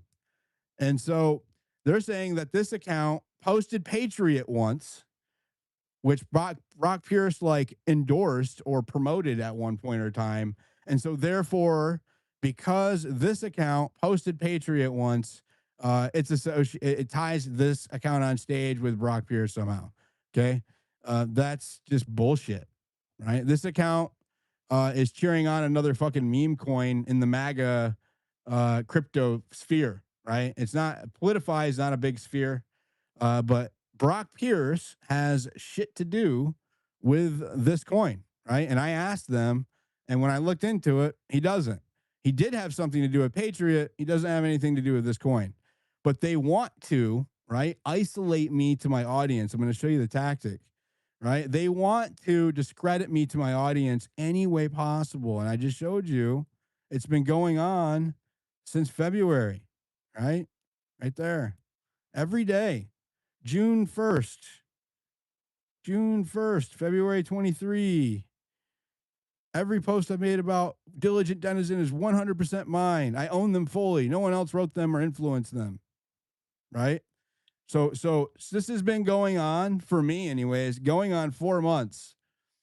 These accounts, maybe I'll show you guys. Let me see if I'm signed in on this. Hey, just so that I don't have crypto for the people in the purple pill already, bro. It's like I was there. I can't even cut from my Yeah, buddy, I man. see the comments as well, Coyote. I don't know Never how had that it before, works. and it's like I have. They want me to have. It's like, Why do they bro, want you to have? What did you I do? have no idea. People want me to do whatever it is that something says that's against me, that like me. I don't know. I just wanted to say real quick while we're on the topic, and then I won't address her or like this topic anymore because it just shines a spotlight on her, and I don't This want to whole or this whole it or subscriber chat power. community is in my YouTube. They made new accounts, right? I want you to go look at my YouTube. They've made new accounts, even though I've blocked them. It's the same ones, Mr. Rabbit, George. These are all the subscriber community people that are in this group chat. I'm going to show you the group chat. I think I'm going to go ahead and share that today. So, They used to be so active in your subscriber it chat was as well. insane. Like it 24 never hours. stopped ever. I 24 remember hours, bro. It was crazy. It was like they were all you would wake on up and be like, "Wait, what happened last 4 night?" in the morning, Chat?" constantly going. But these subscribers, um, These are the same people from February. They have been relentlessly attacking me for 4 fucking months. It's insane. But the group chats are crazy. They are begging, just falling around spaces. We're gonna send them here. Did you go up and say this? Did you go do that? Sending posts and replies of mine into group chats, and they're using Telegram or is it Discord and Discord too, right? To send what they do is they take a reply. One of them replies to you, right? Like Coyote here, right? And then they send it to their group chat, and then they all pile on, about 50 of them or more. They all pile on this one reply to make it look like he's getting ratioed, right? And so this is these kind of people, man. It's crazy. It's crazy. Yeah, real quick, can you guys hear me? Can Yeah. you hear me? Yep. Okay, cool. So yeah, I just wanted to, like I said, just address this once and then that's it and keep it pushing. Basically, we're just a meme token in the politify sphere, right? Crypto is only applicable to a certain percentage of the world currently. It's still a small sector, right? So everyone is generally, connected. With that being said, nobody on our team has anything to do with Jeffrey Epstein or the Patriot token or Brock. All of this, like Diligence said, is a manufactured narrative in order to make them look like they're the victim and they're exposing some sort of grand scheme or some sort of conspiracy. Now, I just want to say it's a complete joke, right? That they think that this is part of some grand theory or grand conspiracy. It's not that deep, right? Right, guys? We're just sponsoring Diligent. Me myself, I've known Diligent for almost 4 years. Going back, we have the same friend group. I'm from America. I was born and raised in South Florida. This account wants to. I mean, I don't personally know you you. know, well, I don't know. Yeah, but we've shared spaces and we've interacted before. So it's not like I'm some, Russian conspiracist like they're trying to say, and if they're doing this to me, right? And I'm just imagine what they've been doing to it Diligent. is not just you, right? Oh no, I'm saying if they're hold on, doing this hold to just me, hold right? on, hold on. They have Imagine what they're doing to hold on, hold everyone on, hold else. on. It's crazy. They were attacking Harmony. They have attacked a former friend of mine, Zintani, right? They were attacking Unconfined, Hit Slap, right? Anybody who is associated with me, these people are gang stalking. That's what's happening, right? Anybody who this is a tactic to try to cancel somebody when you cannot smear somebody's credibility, right? When you cannot starve them out, right? That's why they're going after the meme coin. When you cannot stop somebody, the very last resort is to go after people who are either engaging with them or listening to them, right? And that is what's occurred here, right? This guy, Harmony, am I not wrong? Have they not attacked you? No, yeah, they have. And it's funny because when I finally was in yours before all this went down and I was in your subscriber group, I remember they were really nice to me. So that's what, I never really responded to them attacking me because I want to remember them as like a good person. And then it was almost like because you took away the chat, like they've just been throwing a really bad tantrum ever since then. Do you But think this that's is a tantrum? I think this is something else. And you You say, really think so? You think, well, I what do you mean, if mean? you Do you really think Oh, it's not a so? tantrum. This is not a I'm just tantrum. I just think, well, Look, there what are is a you? Are little you bit more crazy? now that I'm looking at it, I'm starting to see maybe there was more to this than just feelings being hurt. You don't want to believe that, but I guess the receipts are My showing it. content's been altered, and it's like I can't do. I don't even know how they did that right there. It's like I don't. It's I didn't post it. I know that, and it's like, bro. Here's the thing. I push back. You push back. It's about free speech. Honestly, straight up. It's about I will dissent. You will dissent. And that's the whole thing about it. This started out. I just wanted space. I've always wanted space hosts to have a good opportunity, and I hate when shit goes to attack whatever it is that may be or whatever, bro. It's just like, is that so wrong? And then it flips the victim stance and then it catches the coyote. And then my free speech goes in and then I get fucking attacked and then everybody questions me. I don't get it. I don't get it. Yeah, it's It was funny. They all swarmed in at the same time on my if you guys didn't see. They all swarmed in. You should be able to go see on the playback. They all swarmed in on the chat on YouTube at the same time. It shows you that they are working in a group together, right? All of the same actors. And I am going to share the God, I don't think I can do it. Well, maybe I can. Let me see if I can get onto it on here. I'm running to YouTube because you're posting all the good stuff on YouTube. So I'll see you guys Yeah, later. you can see it all on YouTube if you go over there. But I'm not All gonna right. like sit here and not address it anymore. It's not because I don't really like obviously, right? How much more transparent could I be? Right? I'm telling you everything, right? And if that's not working, then people need to see how these people operate because it's not just me they do it to, right? These same people, if they go after, let's say, Candace Owens, right? What I noticed is really weird about this is that one of these guys who fucking I was getting DMs about, he acts like it's the Jews. You know the it's the Jews people, right? Hey, they'll blame everything on the Jews or whatever. But then when you go look at his posts, he's attacking Candace Owens and calling her a Russian asset. That's the same thing that the Zionists are doing. Why is that? Why is that they're saying the same talking points of the Zionists against very large, very impactful voices that are critical of our foreign policy with Israel? That doesn't make any sense. Seems kind of honest. What? Yeah. What is that? Is it? I mean, it's What is that? it's like that undercover thing, like on the other side, like the George Soros. Like, could it be both sides? Yeah, bro, I think it can. Yeah. So, anyways, Skittles, go ahead. Sorry, I definitely check your DMs in about 2 minutes. I'm almost done writing it. It's super important, but and it's related to this. But today, um, I'm not gonna say the person's name either. I'll put it in the DM. But they came into a space that I was in earlier, and they were just like trying to start shit. Not with me, but it's the second time they've done that. Um, and I'm good at recognizing What does patterns. this have to This is do like the with second Democrats? time Yeah. What second does it time have to this do? person has, well, because it's related to, trust me. Just check your DMs in like 2 minutes. Just not gonna, I This don't is want any beef. vague, Skittles. I'm confused. Yeah. I don't know. Yeah. I don't know Okay, where you're there's a going. person that No, hangs just around the fine. people you guys are talking Skittles. about. Yeah, I don't want to drag other people into it. Keep it on topic. I don't know what you're talking about, but you're always on some random shit. You're good. Just Anyways, um, let me pull up this tweet.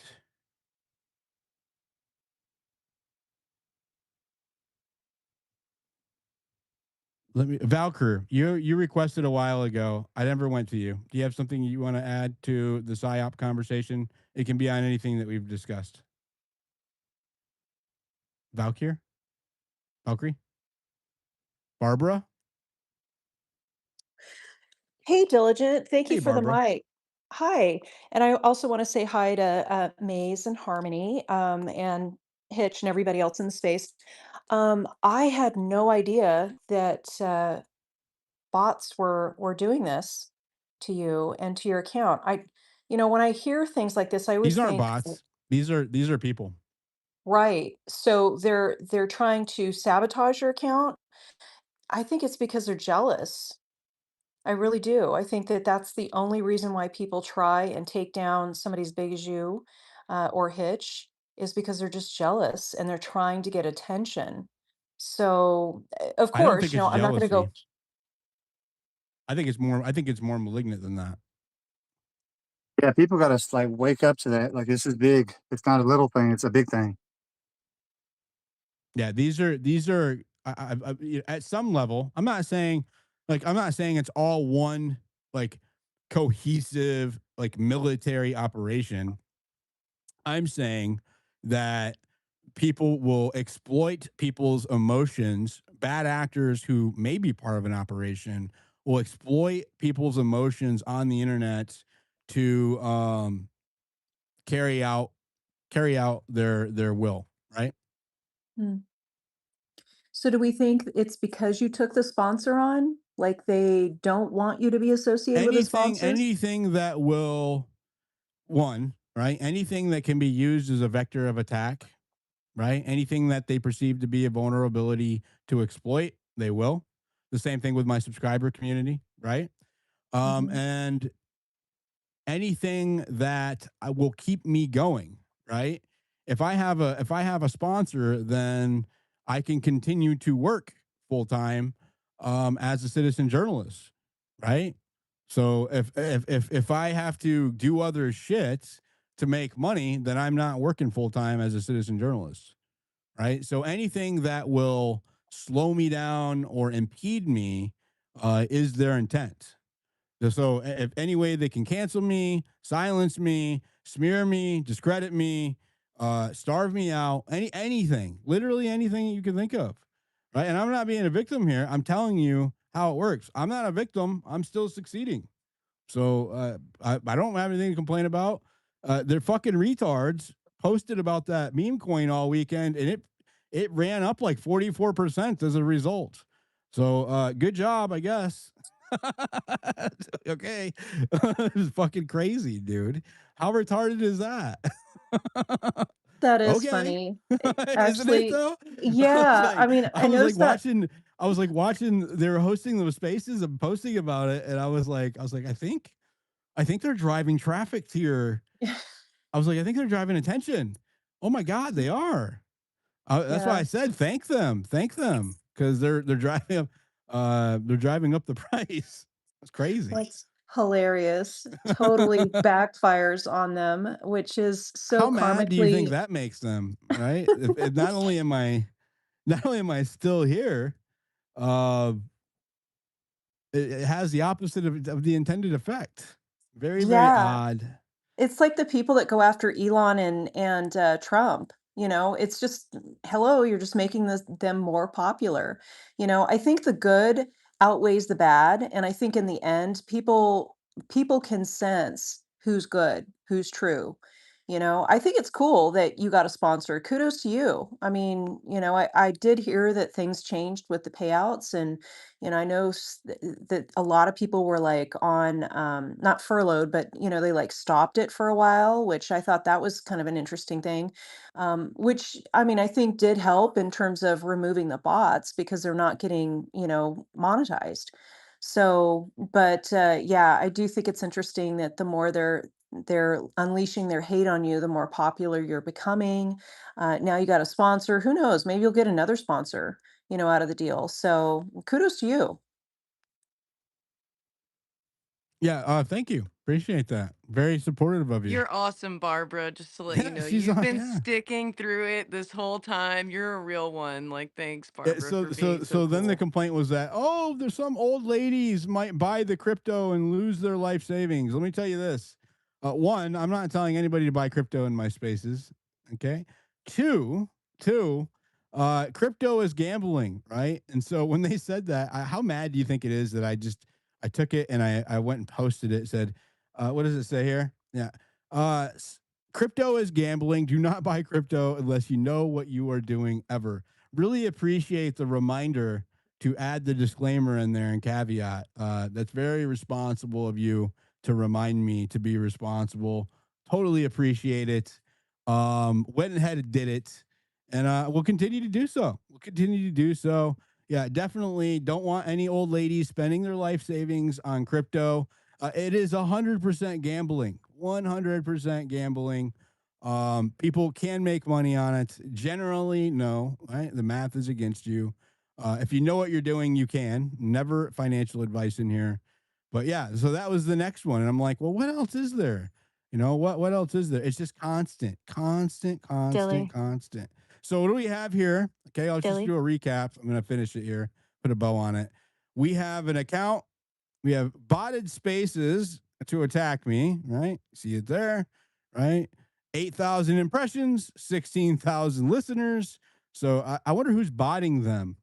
There's a certain account that's been hanging out in those spaces that's known for botting. I won't say who she is, but we all know who she is. Okay. So there's a certain account in there that's been known for botting spaces. And so she's been pumping up these spaces attacking me in the background with bots, making them look like they are popular. I just showed you that. I showed you the account attacking me since February, making the account in 2022, activating during my peak Epstein coverage in last year. First reply or post ever was to my CIA space about the the Washington D.C. shooter on Thanksgiving last year, and then also um, this account had the subscriber attack and now attacking my sponsorship, whatever. Right? These are ways to try to stop dissent. Right? I am a dissenting voice. I get attacked from all sides. I'm a moderate. I was more hardcore MAGA last year, right? And for the previous years than I am right now, right? I would not question the Trump administration. I was a straight up cheerleader, right? And I was one of those people who would push back on dissent. Mays knows this. I used to get in arguments with her about Trump regularly in 2024, right? When Epstein happened, I became far more critical when the Trump administration said that it was a Democrat hoax. Right? Let's look at my grok, huh? What was the first time I talked about? He talks about Epstein. So I had been covering Epstein while I was trying to get. See, guys, I was covering Epstein while I was trying to get Trump elected. And he specifically said that this was a campaign promise, right? He specifically said that that they would release the Epstein files. He didn't put it on paper. He said it during podcasts on the campaign trail. It's still a campaign promise, regardless, right? And when he came out last summer, well, first they leaked a fucking memo. I think it was to Axios, right? And I even held a space on it that said that there was the suicide was a suicide. There was no evidence to charge anybody else, and they were closing the case. Right? Leaked memo, and I was like, "No way, this is real." We held a head space on it all day. Like, there's no way this is real. And then the next day, they had a sit down meeting, a cabinet meeting with the president and Pam Bondi, and a reporter asked them if it was true, and they said yes. And then I deviated, right? I was no longer a cheerleader because they did something that conflicted with my core principles, and I couldn't do it, right? I could not reconcile that with my political views. Um, that's when I started catching heat from my own side on the like that was my first big cancellation, right? Huge cancellation from the right on that one. Yeah, most brutal attacks I've had online ever. Doxing attempts and death threats and all kinds of shit from all kinds of people. It was also the first time that I openly criticized the CIA in my spaces. And like I said, that was just happened to be when that account activated. Right? I'm not saying that they activated her, but the timing is there for anybody to go see. Right? July of 2022, they verified, had never been active for 3 years, and then decided to activate during my peak Epstein coverage, right? And my criticism of the CIA for their role with Epstein. And then when I was covering Fort Huachuca, oh no, the attack in February came when I linked the CIA to Les Wexner, right? So that reminds me, the February attacks from that account, they coincided when Wexner was doing his interviews. They taped his interviews. He went in front of Congress. Very, very suspicious back and forth. He accidentally slipped that there was a Roman consulate, that Romanian consulate. I'm sorry, Romanian consulate that was brought back to his house by Epstein and managed his house for him. Managed his house for him, right? So I did what I do and investigated and figured out who it was. Well, I posted that and it went fucking ultra viral, right? Well, that same week, or I mean, that same time, the first account or the first attacks from that Katie happened. The very thing that whole fucking thing activated that same time, right? So the account activated during my peak Epstein coverage. Um, it became verified during my. This is all verifiable. Go check yourselves. Do your own diligence. Or go back and watch it. I showed you. Okay. The account created in 2022. It Did you just say do activated. your own dilly diligence? Became verified in July of 2022 during my first peak Epstein CIA coverage, right? The very first time that it posted or replied was to my CIA space on Thanksgiving, right? The first time that it attacked me openly on the timeline was in February during my peak CIA Wexner coverage, right? This is the pattern. Go look at it yourself. Okay, search. Search for Wexner on my timeline. Look at the video when I was scrolling through, or search the mentions of me on that account. Right, you'll see the timing is there. Let's see. When was the first time? When was the first time? I know I'm just doing this because I want to show you guys. I would rather just show you first time. I know that you're in the space, you can't see it. He posted about Epstein ever. Let's see when the first time I posted about Epstein ever.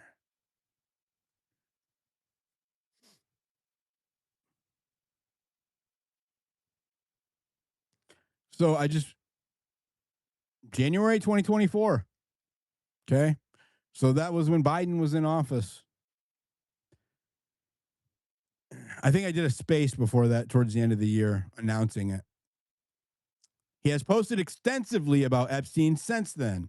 File drops in mid 2024, promises to declassify, right? Connections to broader issues, heavy coverage in 2025. The accounts focus on it as a nonpartisan rogue government issue, started building from those initial 2024 file drops, right? My coverage has been consistent. My record is there for anybody to go check. If you don't believe me about anything, ask me. What I will not tolerate, and I blocked a whole shitload of these people that were hanging out in these spaces every day, right? They had my name in the title, fucking smearing me for 8, 10, 12 hours daily for 4 months now. And my mutuals, right? People who host spaces with me or speak in my stages or act like they're my friends are hanging out there. I started fucking unfollowing them and blocking them because you can see what I do, right? I cover high profile, intelligence adjacent government corruption cases, and it brings me heat from all sides. I get attacked from the Democrats, I get attacked from the Republicans, I get attacked from the foreign squads, right? The fucking Zionists, everybody, right? I piss everybody off. And so I don't need any snakes around me who are going to give attention to or airtime to or any kind of credit to people who are trying to destroy me when I am effective at my job, right? So I started fucking unblocking people or I'm sorry, unfollowing people and blocking them just to kind of cut out the noise because I have a limited amount of time to pay attention to what I research and work on all day. And half of the time I am getting DMs about these accounts, posting about me, hosting spaces about me, whatever, right? It's constant. It never fucking stops. I eventually had to tell people to stop messaging me about it. Right. And they're like, oh, I didn't mean to do anything. Fucking just stop. Stop sending me that shit. I don't fucking care. Right. I'm doing this one space to address all of this shit. because I'm ignoring it going forward, but I'm also highlighting what these people are, what they do, right? Who are they? What is their intent here? Do they have an agenda? What's their agenda? Look into them, right? Or do they hate Candace Owens? Some of these people came after me because Candace Owens follows me and reposts me sometimes. Right? I don't always agree with her, right? I'm not like personal friends with her, right? But I do like the work that she does, and she's an incredible voice for dissent on the right, right? And we need that. We need dissent. And so they will swarm me just for that fact alone, right? Just if she reposts me once, all of her fucking haters will swarm me just for that fact alone. Outside of that, whenever I get really viral content, these fucking Fed accounts, literal like Fed accounts, right? Enrique Tarrio, for example, who I've never engaged with, right? Worked as a Fed under the Obama administration, federal informant, will start working together, reposting each other, quote posting me, replying to me out of fucking nowhere.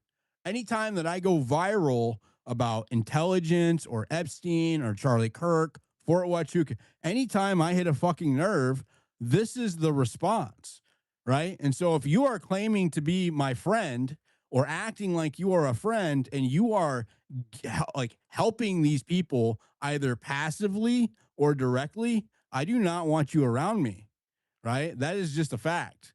It has nothing to do, it's nothing fucking personal, but that is going to be the case.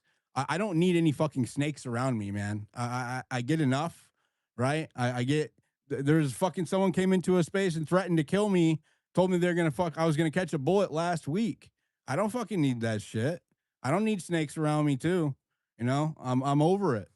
So here's what's going to happen, right? This is going to be my last time addressing this, and I promise you that for now, because I think it's kind of reached peak momentum. And I am going to focus back on work. I'm getting ready to travel, hit the road, and do some on the ground investigation. I was going to do it earlier. I was going to leave last week, but I decided to postpone so that I could get more done in one trip. Right. So I'm going to be doing some on the ground investigation, covering some of the topics that I've been discussing over this last year. Because of these fucking weirdos stalking retards, I'm not going to say where I'm going and what I'm doing exactly, but you will know it when you see it. And it's not going to be just one thing. I'm going to be going to at least 4 or 5 different cities on this trip across the United States, and interviewing some key people that are involved with these topics that we've been covering in person, right? And investigating things on the ground. And that's what I'm going to be focused on. So I'll be traveling this next, I'll be traveling soon, right? And you guys will see more there. Yeah, and I'll host some video spaces. I love hosting video spaces. Love hosting video spaces on the ground. So, anyways, that felt good. It felt good to get off my chest. How mad are they? How mad are they? LOL. What do you think, Harmony? It didn't have to be like this. That's what I think. I know that you're saying it's more sinister, but I'm thinking to myself, man, I wonder how we could have You avoided it women, all. dude, you women are fucking, you are like, Coyote, why can't she see that these people have a fucking agenda? Like everybody, why are y'all always so like I try to be empathetic. I don't know. It's No, because she does yoga. it's She's always like that, dead. bro. They'll say that we're going to be wrong and this, that, and then you it gotta quit ends up I smoking being the weed, right. I Harmony. don't. I I think it's the think you're. weed, actually. I think it's compromising your ability to No, think clearly. I'm seeing what you're saying. I'm just digesting it. You know what I'm saying? Like you kind of have to. You think someone's one way, and then you see how they act, and you're like, "Wow, you really were nothing like how I thought you were." 100%.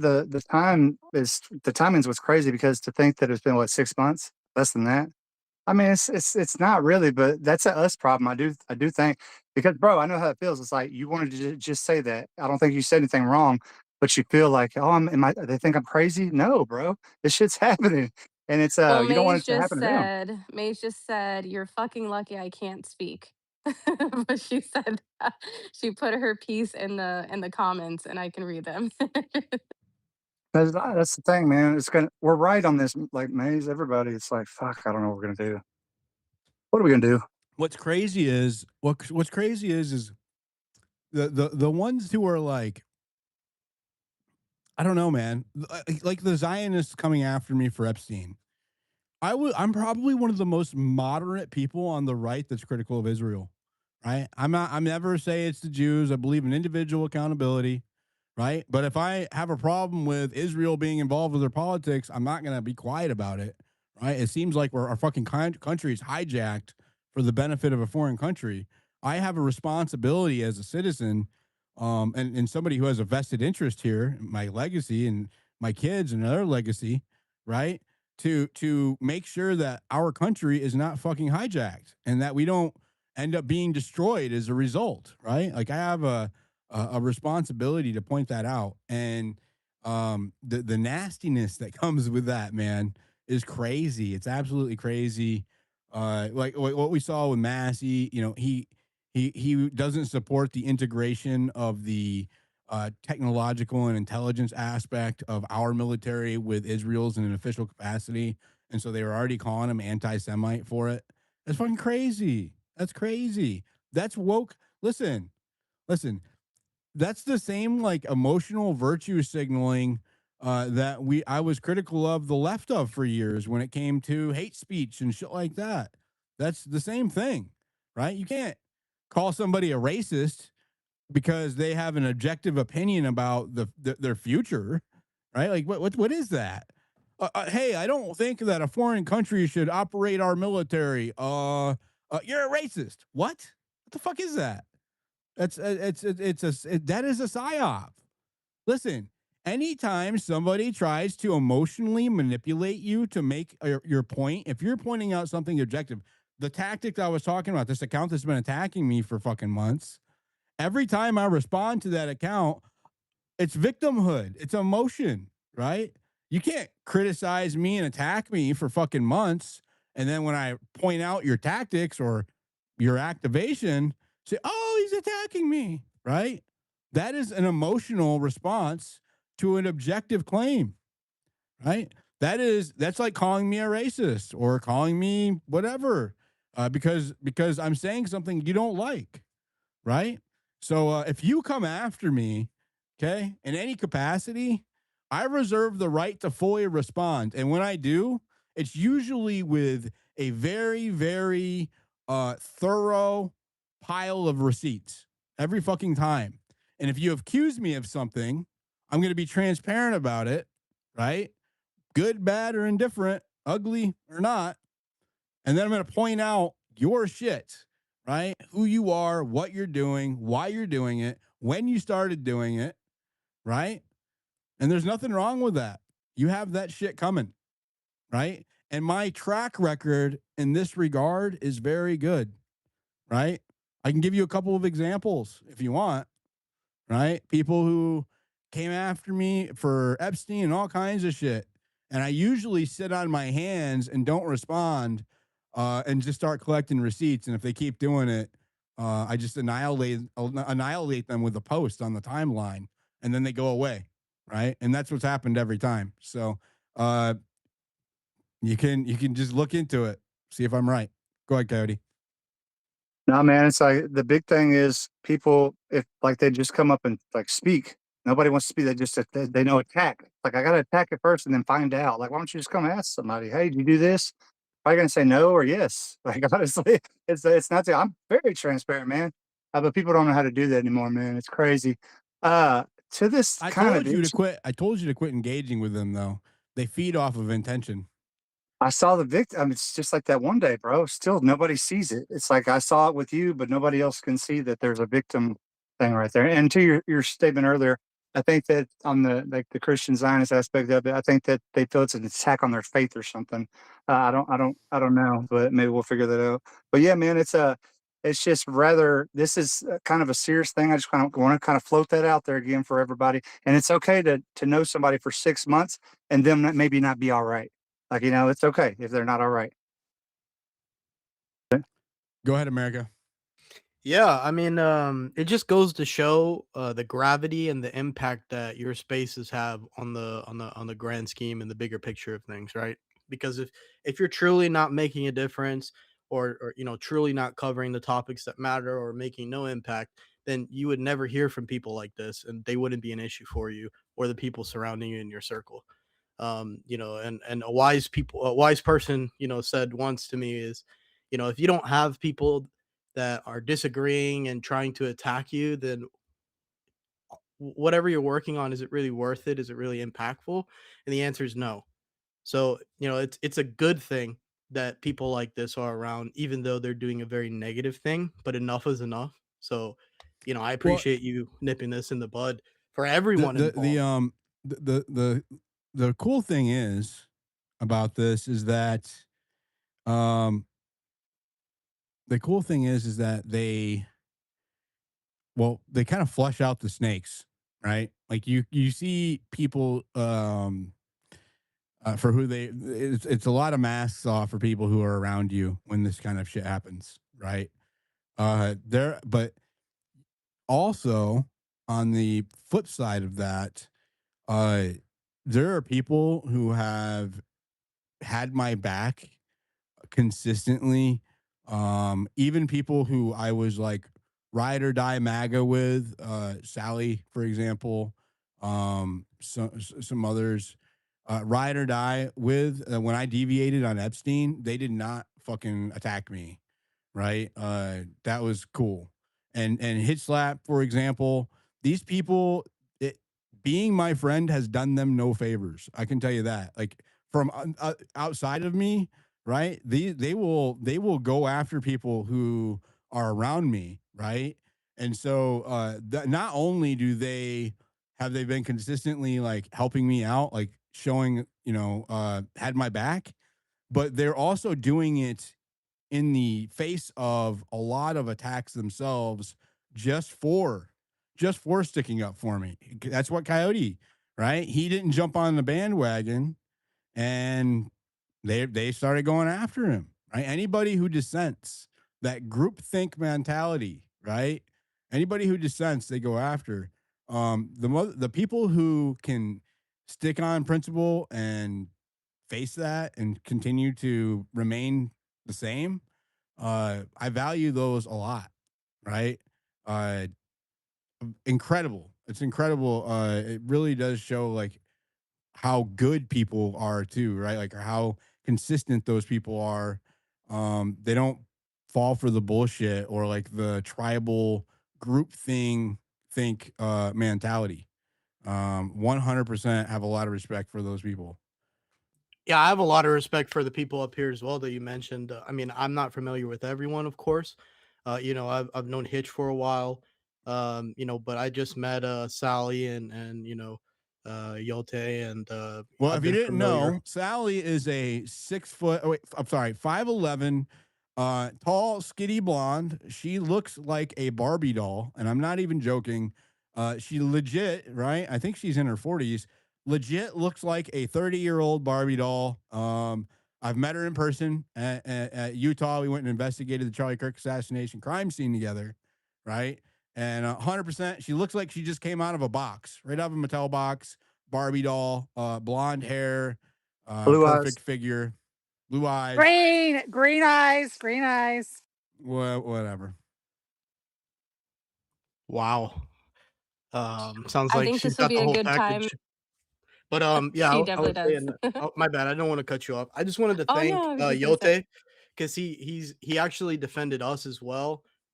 You know, we weren't even aware of Yote, but Yote did his own research. You know, and Yote. Yeah, and it's, it's he Yote, was bro. defend. What do you mean Yote? What the fuck is this? Oh, well, Coyote, Coyote. you know Oh what I mean? God. Yote, All you know right. his. I looked at his ad. Wait, My are you bad. I don't know Mexican? his name. No, I'm not Panda. Mexican, but I am mixed. I'm mixed with well, my dad's from Trinidad, right? And my grandma's from Southeast Asia, and my mom is from the States. So I'm like Is she white? all Is over she the white place. though? Is she Yeah, Mexican? she's white. Okay. But my Why do cousins you are want him to be Mexican. Mexican so bad? My cousins are He Mexican. I have sounds Mexicans in my Mexican. He family. sounds Hispanic.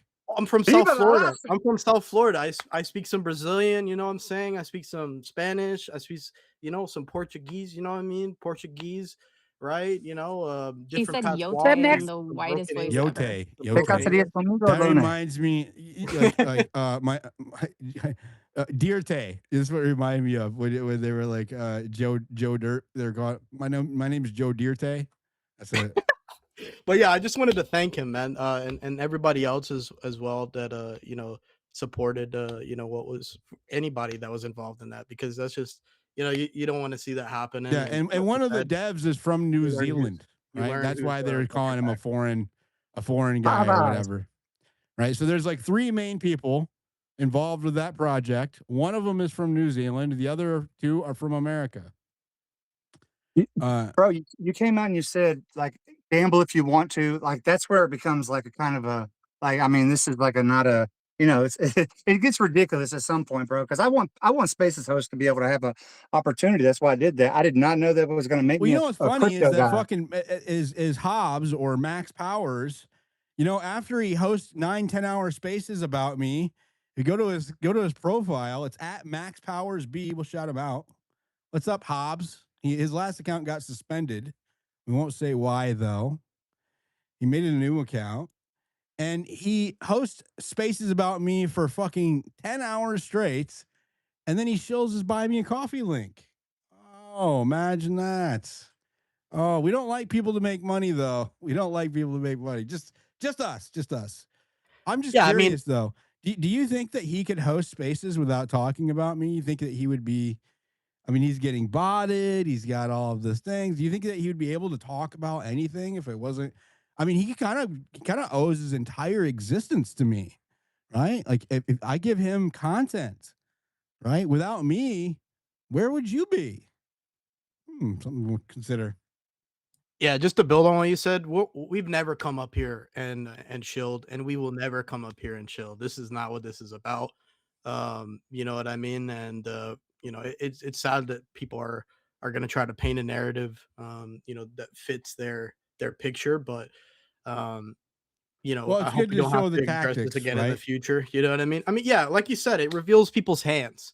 Your friends and your enemies alike. Those your enemies See, will stick their people necks out, people and your count on friends will you. stick their necks out. People count on when they try to attack your credibility, right? They count on you being afraid, right? That's what it is. They want you to be afraid or to continue, right? To keep speaking out or to keep doing what you're doing or whatever, right? Or they want to convince people to not listen to you anymore, right? It's to get you to stop. Anyway, you think about it, it is to oh shit, did I just boot Maze? I hope I didn't boot her. I was trying to she was glitching down. No, I didn't. Anyways, they Keep try to Booted speech for silence him. her. you, right? Censorship happens in a few different ways. Okay, cancel culture is kind of a form of censorship. And we saw it happen really hard with the left under Biden, and then I saw it flip and happen on the right under Trump with the Charlie Kirk assassination, right? And Epstein. I saw the same people who were admonishing cancel culture um, start to live by it. Anybody who is dissenting on Charlie Kirk or Epstein or whatever, right? Israel. I saw the same accounts who were opposing cancel culture before now embracing it. They will try to discredit you through smears, right? Doxing attempts, all kinds of shit, right? They will try to threaten you. If you don't stop talking, they will go after the people who are around you to try to isolate you. And if that doesn't work, they will try to go after people who listen to you. And I have people who have supported me for years who are listening right now in the anonymous section. I thought the anonymous section was all haters, but I have to give a few people a shout out that listen to me anonymously, that are big players on the right who support me and do not want to deal with the drama of being seen listening to my spaces but they not only support me, they contribute. If I'm investigating something, they give me leads, or they ask me to cover topics on the right that they are afraid to speak out about publicly because they don't want to get canceled by their own side or to get the same smears and doxing attempts and dragging that they watched me go through, right? And I'm happy to have weathered that shit because it doesn't phase me now, right? I'm already like, okay, my audience is used to it. I'm used to it.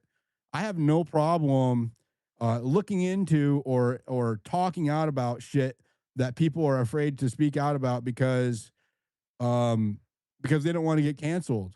You know, there's a race happening in California right now, and one of my MAGA friends asked me to investigate the Republican candidate because they're tied to the AI data centers and some weird shit with the Palisades fires.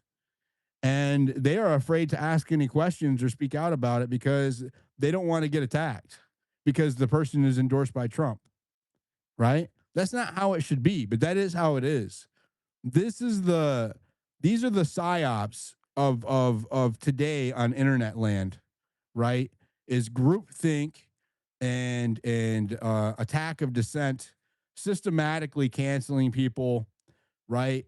Um, Inorganic activity to prop up campaigns. I showed you the botted spaces, right? The accounts that activate out of fucking nowhere that correlate with covering um high profile. When I say high profile, topics like Epstein or Charlie Kirk or whatever, right?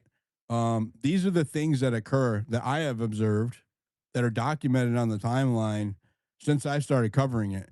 I can tell you, I've dealt with some bullshit online before. Nothing compares to what I've observed since I started covering Charlie Kirk. And I'm sorry, Epstein, and then Charlie Kirk. Nothing else compares to it. It's fucking insane, absolutely insane. Um, and it's only going to get worse, right? Or better. Now I kind of like sit back and laugh, right? Or uh, my biggest problem is distraction. When you um, not only are the attacks meant to like discredit you or maybe even scare people. I don't. My pattern has been consistent. When you come after me, my response is always to double down and with receipts every time, right? That's just how I'm built. I'm stubborn in this way. It's not always a good thing. But that's my pattern, right? Every fucking time they come after me, I double down. But also fighting back, right? Arguing, dealing with the attacks, it distracts you from the work, right? And so what can happen is, and this has happened to me a few different times, right, is that you ignore it long enough to the point where it like you reach like this um boiling point, right? Where you finally fucking respond and then you feel like you are just like going after it.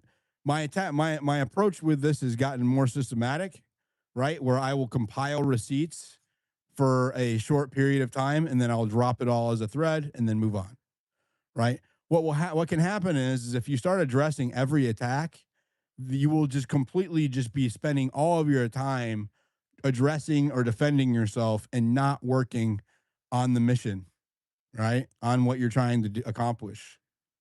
And so I always have to try to balance that, right? I always have to try to balance, do I need to address this? Do I need to defend my credibility? Do I need to spend time, you know, addressing this, or do I need to focus on what I'm investigating, right? I think I've done okay. I think I've spent too much time addressing this. But the problem for me is that its spaces are kind of my weak link here, right? Is because I am a leader in spaces and I love the people in spaces. I have a lot of friends in here or, quote unquote friends. A lot of people I do like in here and want to build the community up as a whole, right?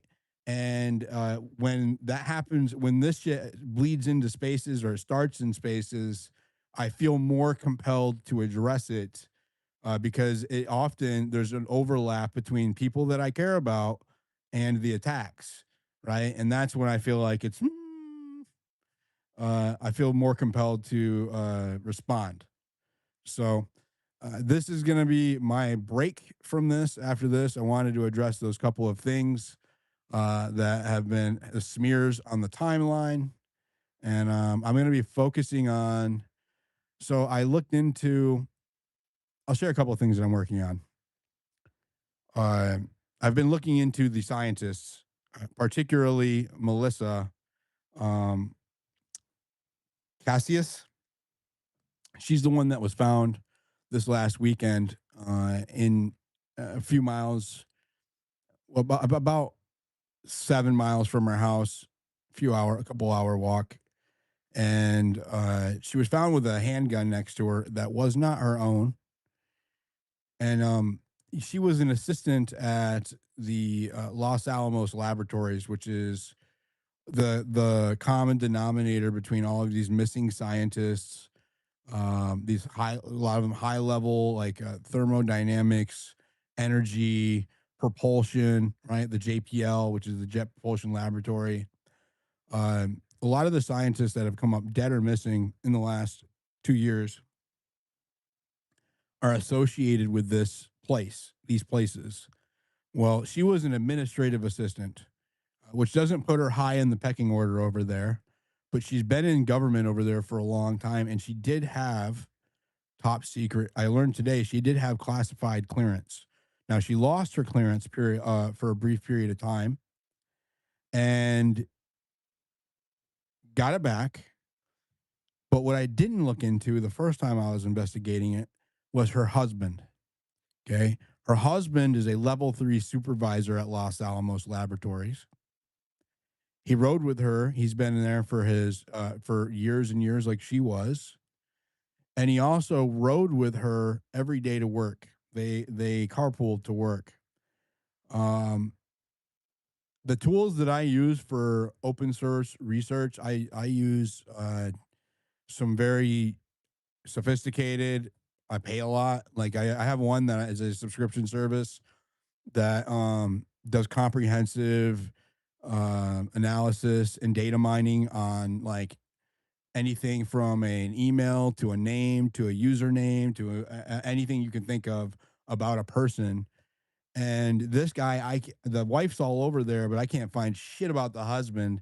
It glitches out. There's bleed over, right? And so I'm thinking maybe this case has more to do with the husband than the wife.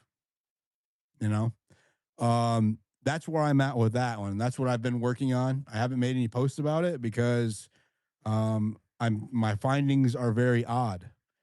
There's some other stuff that I'm working on with Charlie Kirk's assassination. Um, I do talk to one of the family members of Tyler Robinson, and so I haven't shared the latest I've heard with that because I've been kind of waiting to see what happens. I have to walk a fine line there because I don't want to I don't want to interfere with the case, right? If something is shared that's publicly available or that they say is okay to share, I share it. But I don't. I'm like I have to walk a fine line there journalistically. Also on Epstein, right? The last time I did a big post about Epstein, um, which I think is really kind of odd. I found 5 emails for Jeffrey Epstein that were not publicly disclosed otherwise, right? Um, then I was able to look at websites that he had registered those emails to, like Twitter, for example, or dating sites or for other forums. And I did a big ass fucking thread on it. It should have went viral. It got some traction, but it didn't get that much traction. What I thought was weird though about these attacks is that I sent those emails to one of the biggest Epstein journalists, a woman, and one of the biggest survivor advocates, another one. I'm not going to say who she is because she's not in here. And she didn't touch it. was like, what? Why would you not? I didn't ask her to share it. I wanted her to use it. I said, use this and build on it. See if you can't, see what you can come up with. And I didn't get nothing.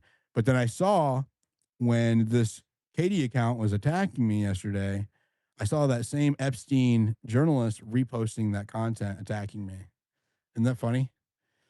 So this shit that we do here is full of fucking very, very wishy-washy people, bad actors, snakes, agent provocateurs, opportunists, and good people too, right? It's all kinds of crazy people.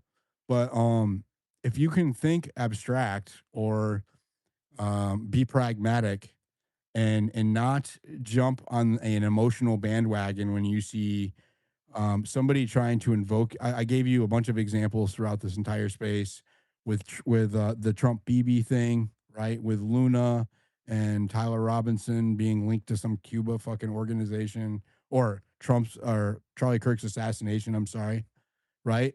These are all things to invoke emotions from you so that you won't think critically, right? Every example I've given you tonight is a tactic to invoke an emotional response from you, and then that emotion will cloud your judgment and you won't think critically, right? Not you per se, but that's the intent there, right? When people say, oh, Charlie Kirk was killed by this guy, people who care about Charlie Kirk or MAGA or Republicans on the right are going to feel some type of way about that, and they're going to accept the next thing that's said because they're angry and they want someone to blame, right?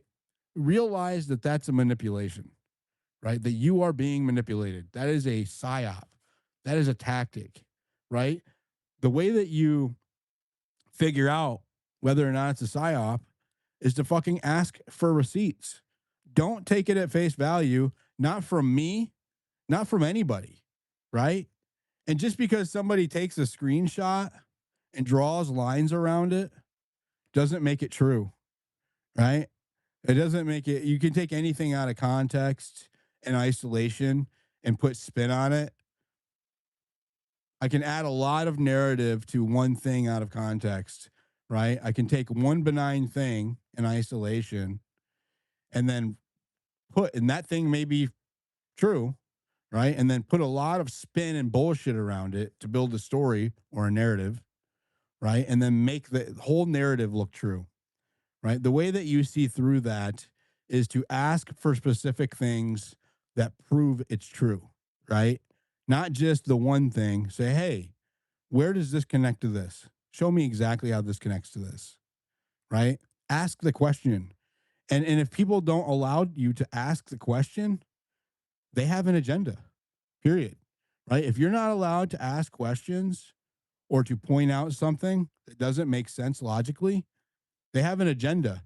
If you try to ask a question or point out something that doesn't make sense logically, and then they give you an emotional response like, oh, well, you know, that's a bad person, or they're bad, or I'm a victim, or they're a victim, or she's a victim, or he's a victim, right? Instead of answering you, that's a manipulation tactic, right? Anytime someone deflects to emotion, that is a manipulation tactic. Well, why is this important?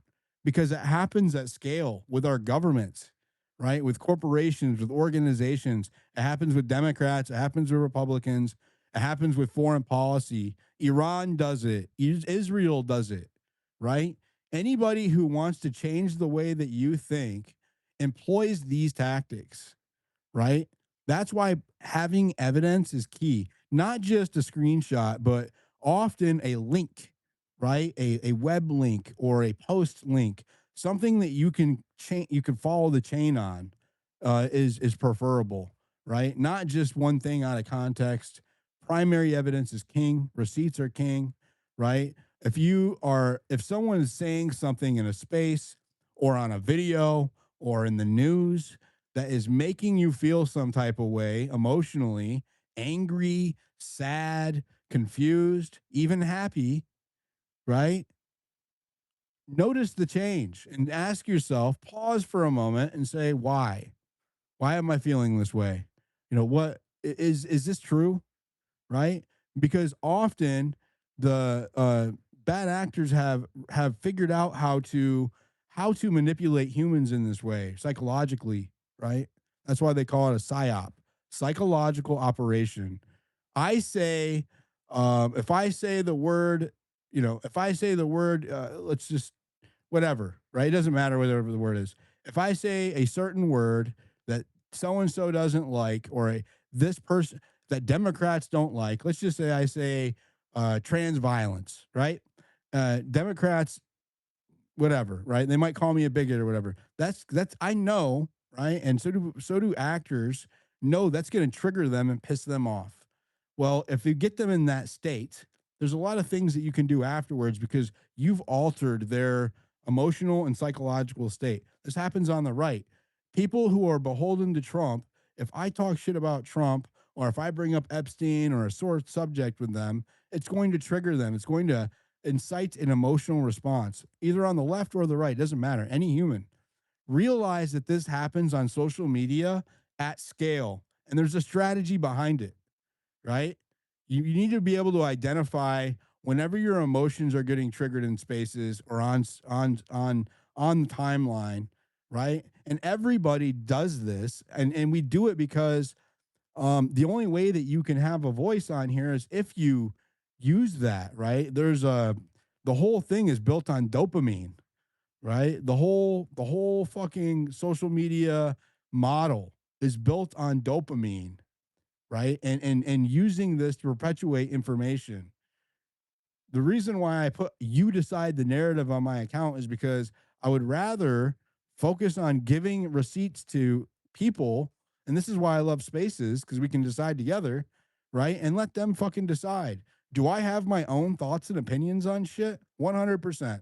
Do I have biases? 100%. I have biases, right? But people should be like, I will tell you that, right? A lot of people won't tell you that. They're not going to tell you that they're biased. They're going to tell you that they favor one side or one thing more than the other, right? They're going to tell you something as if it's objective truth and act like they don't have a bias. This happened with the legacy media. It's happening with the new media, right? Some of them are getting paid and not telling you about it, right? Some of them you are. You decide.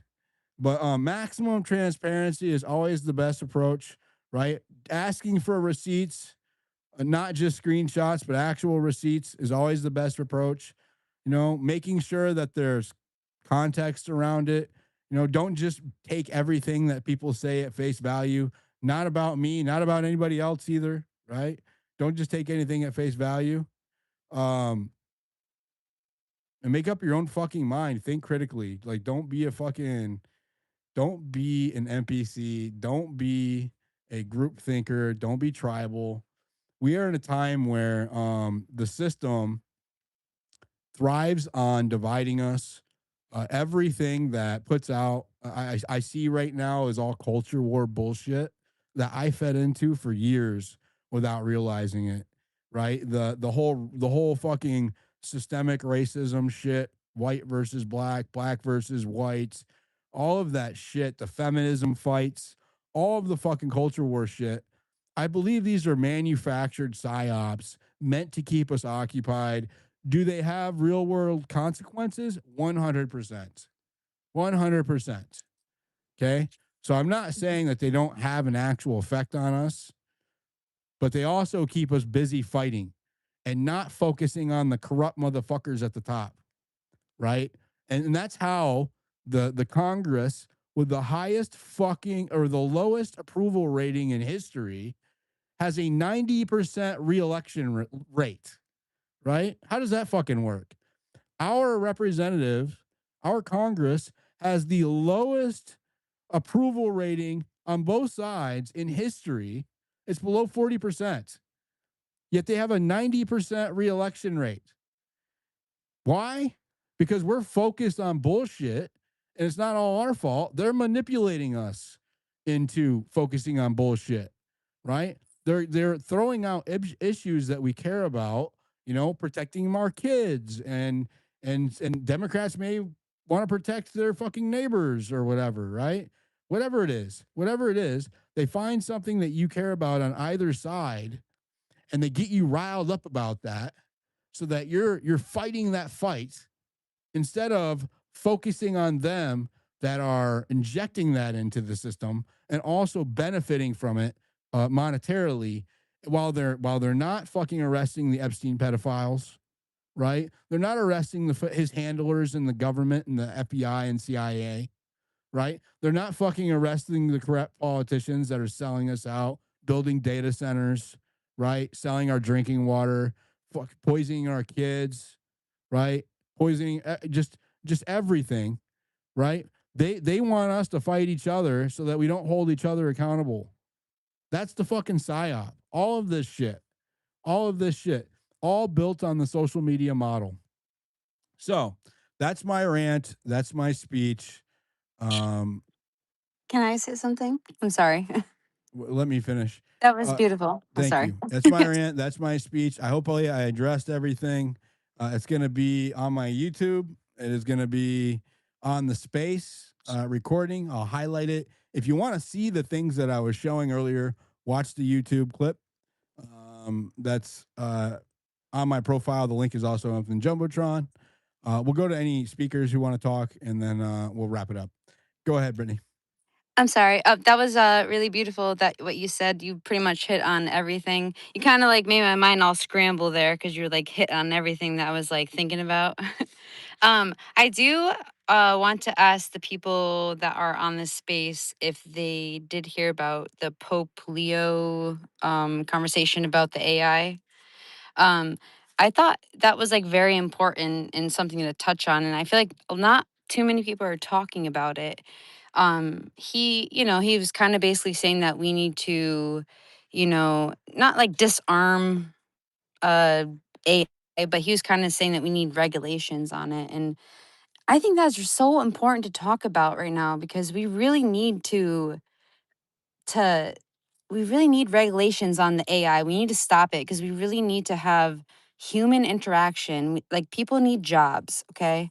We need to have a human life. Like we can't just have AI do everything. Yes, AI is very helpful for us, but we don't need to extend it anymore. And I was wondering if the people here on the space would like to talk about that more. And if anybody else would like to talk about that, I'd really appreciate hearing anybody else's input on it. And that's it. Well, maybe later on this week.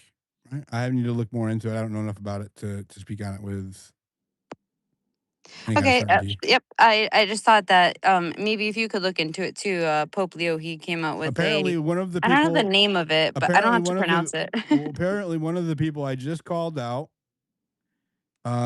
said in the space that she works at the Pentagon.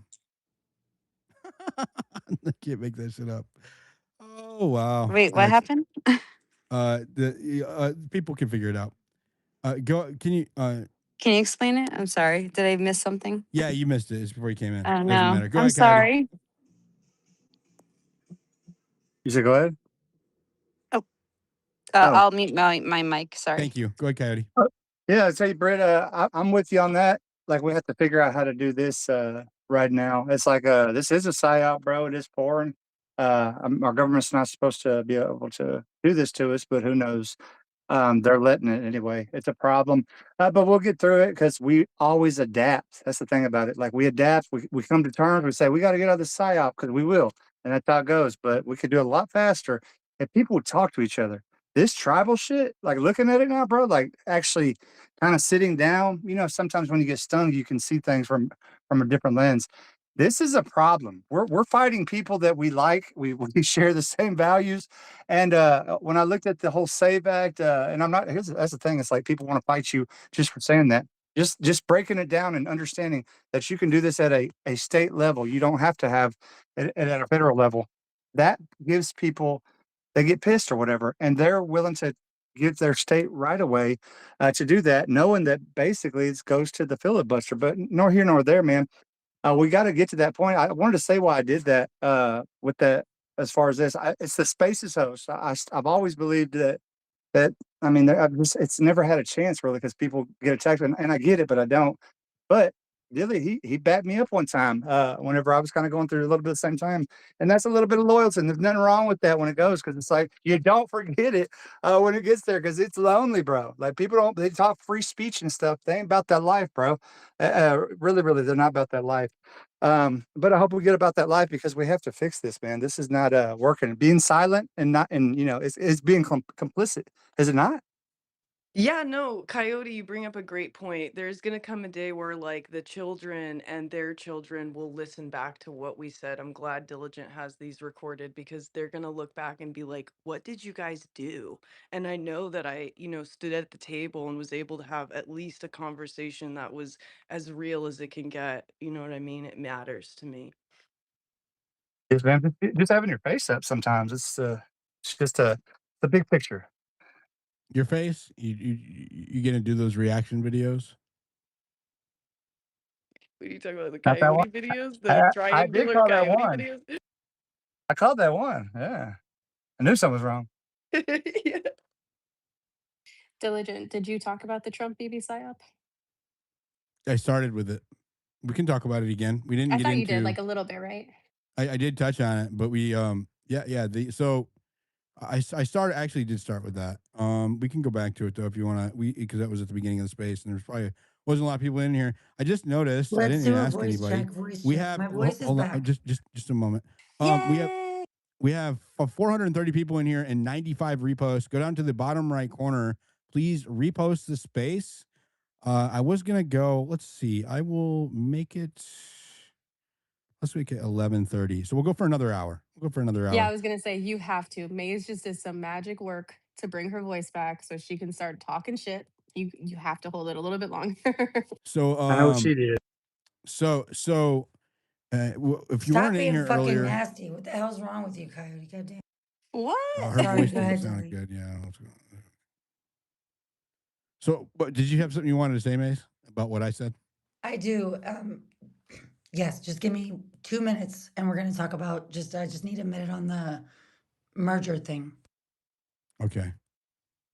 Um, I don't think that you should be talking the way you This sound, but yeah.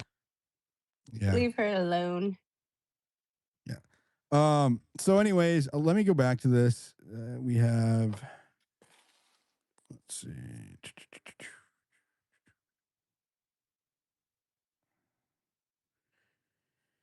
So this happened yesterday. This is the psyop. This is what made me think about the psyop yesterday. I was like, I had a couple of topics I wanted to talk about, so I was like, I couldn't decide. Um, and so I put a bunch of question marks in my space title, and it made it. I kept getting DMs and text messages from people like, "What is this space about? What is this? What is this? What is this?" Because I never do that, and I was like, I just haven't decided yet. I haven't figured it out yet. Anyways, so you had all of these new media shills, which are pretty much just mouthpiece for the state, right? All of them came out with the same messaging yesterday. Quote, per Axios, President Trump unloaded on Israeli Prime Minister Netanyahu over Israel's escalation in Lebanon in an expletive, that means swear words, right? He's saying fuck, shit, damn, whatever. Laden call on Monday. Quote, right? You're fucking crazy. You'd be in prison if it weren't for me. I'm saving your ass. Everybody hates you now. Everybody hates Israel because of this, end quote. Now, what's interesting about this is that this was written by Axios with an anonymous source, right? What does this do? This is the psyop, the emotional part, right? Everybody is pissed off at Israel right now because of Iran in the United States, right? A lot of people think that Trump is Israel's bitch. I'm going to say it, right? I see it. People reply to that to me in posts all the time. I've never said it, but that's a fact. A lot of people think that America is acting like Israel's bitch right now, right? And that Trump is beholden to Israel for whatever reason, right? Now, I didn't understand before that he was a Zionist. A Zionist told me he was a Zionist. I didn't know that when I was like trying to help get him elected. I didn't know he was a Zionist, and I was ignoring the people who were trying to warn me. Um, Shout out to You never said Maze, that, yeah. Maze, and Destiny, and many others. Right? I got sick of the fucking whole October 7th battle between it's the Jews people and the Jews. Like I got fucking tired of it. So anytime somebody brought it up to me, I would shut down. Um, and to my credit, sometimes I would be talking about shit that had nothing to do with the Jews, and people were bringing it up. So I'm just gonna throw that out there. But right, this is a PR move to make Trump seem independent, right? To make Trump look strong as an American leader when it comes to Israel. That's what the intent is here. Again, it is a psychological operation to invoke an emotional response of loyalty from you, right? And if you don't believe me, right, I'm going to copy the first sentence of this, right? And we'll do a search, and you'll see that all of the most viral posts spreading this did the same thing. They all have the exact same F word, completely start out exactly the same, right? It's verbatim. There we go. Verbatim. So look, the bolded titles are what hit. The bolded search terms are what are exactly the same in every post. So Andrew Colvett used the search term. Look, you're fucking crazy. You'd be in prison if it weren't for me. Blah blah blah blah blah. Jackson Hinkle is saying it, right? These are people who are opposed, typically. It's so weird to see all of them, the mainstream media, right? The legacy media, the Democrats influencers, the Republican influencers. I mean, all of them, almost all of them, even though typically Jackson Hinkle does not typically agree with fucking TPUSA. But here he is quoting the same fucking thing. Why? Right? Why? Not just yesterday. He posted this today, 13 hours ago. It doesn't make any sense. Spectator, and look at the views. Okay. 3 million views on that post of this. Can you read it again? It says, Axios reports that the Trump told Netanyahu in their latest phone call. Look, it's bolded. It's the same script. Okay. The same three letters are censored out in the same spots on this post as they are in the other one. On Andrew Colvitz. They literally took this talking point, copied it, and pasted it on all of the major influencer accounts on X. And if you don't know how it works, X isn't the biggest platform, but information starts here. Okay. It's a brevity built platform. Information propagates. I'll tell you something scientific that makes me a good citizen journalist. Why I'm good. Okay. If you understand the fundamental of how Twitter operates, when it was Twitter, it was a text-based app that allowed for the quick propagation of information in a way that no other social media platform does. It makes it unique, right? And because of the timeline and how it's all speed and time based, right? It's not about really long fucking form content. It's all about how fast you can get accurate or any information, because bad actors put out inaccurate information this way. It's about how fast you can propagate information. So think of Twitter or X as the fountain, right? Or the source of the water, and all of the information water flows out from here down to other social media platforms and down to the legacy media platforms. The reason why all of the journalists are here is because this is where the information starts. Period. That's why it's the number one news app on Apple, right? So if you understand this and you put your and you use that for that's you can use that as a journalist or as a researcher, right? To understand how to propagate information or understand how the information propagates, you can see the psyops, right? And that's what I was saying. All of these accounts will, some of them are opportunists that see a viral story and they're taking an opportunity to get in on the action, right? So these are not all, because I did the same thing when I was a cheerleader for Trump, right? I would take cues. They're cues, right? A cue, CUE. I would see an account post that I followed that was really accurate most of the time and really fast, right? And I would take that cue and then I would put my own like style on it and that information, so I'm not just copying, like plagiarizing somebody, right? And put my opinion on it, whatever, right? Maybe change the imagery up. This one's got a one picture of a fucking Wikipedia picture of Netanyahu and Trump, for example, right? And then I would post it and try to beat race everybody, right? So some of this is a rat race. Some of this, at the core of it, are intelligence or think tank operators or corporate operators or political movement operators that understand how this works, right? So they'll take something that is very, very emotionally provoking, right? Like this story about Netanyahu and Trump, right? You're like, oh my God, Trump told Netanyahu he's fucking crazy, right? That's emotion provoking in a lot of ways for many different people.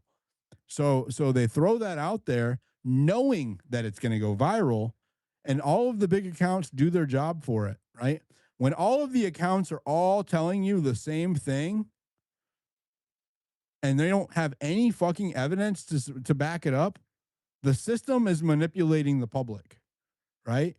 If there's no fucking receipts, if there's no witness that's coming forward, um if there's no recording, there's no transcript, and we're talking about two state level actors. These are the presidents of their respective countries, right? There's no fucking audio, there's no video, there's no transcript, there's no nothing. Just trust me, bro. And you have the legacy media, the new media, the fucking all of it, all singing the same tune with no receipts. That's an operation. Okay. Ask for the receipts. Where? Show me when he said that. Otherwise, go fuck yourself. That's where I'm at, right? I have to see the fucking receipts. We were duped through COVID, duped through 2020, time after time after time after time, election after election after election, manipulated with shit just like this. Time to fucking wake up, right? All of us.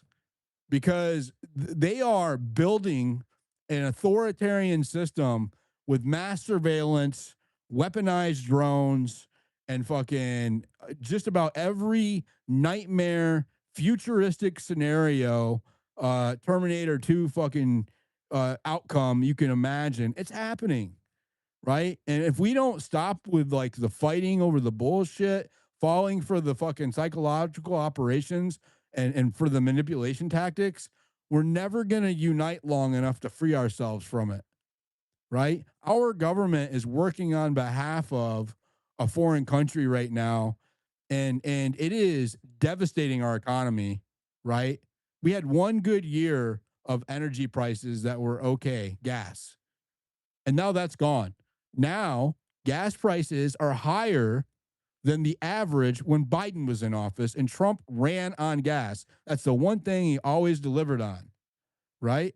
And now we don't even have that.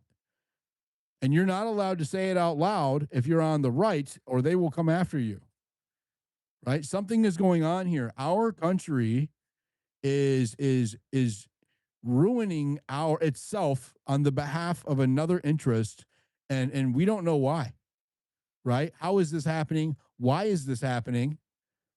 And if you try to ask those questions or speak about it, they come after you. Go ahead, Mace. You know, fuck, my voice is going bad again, so I'll make it very.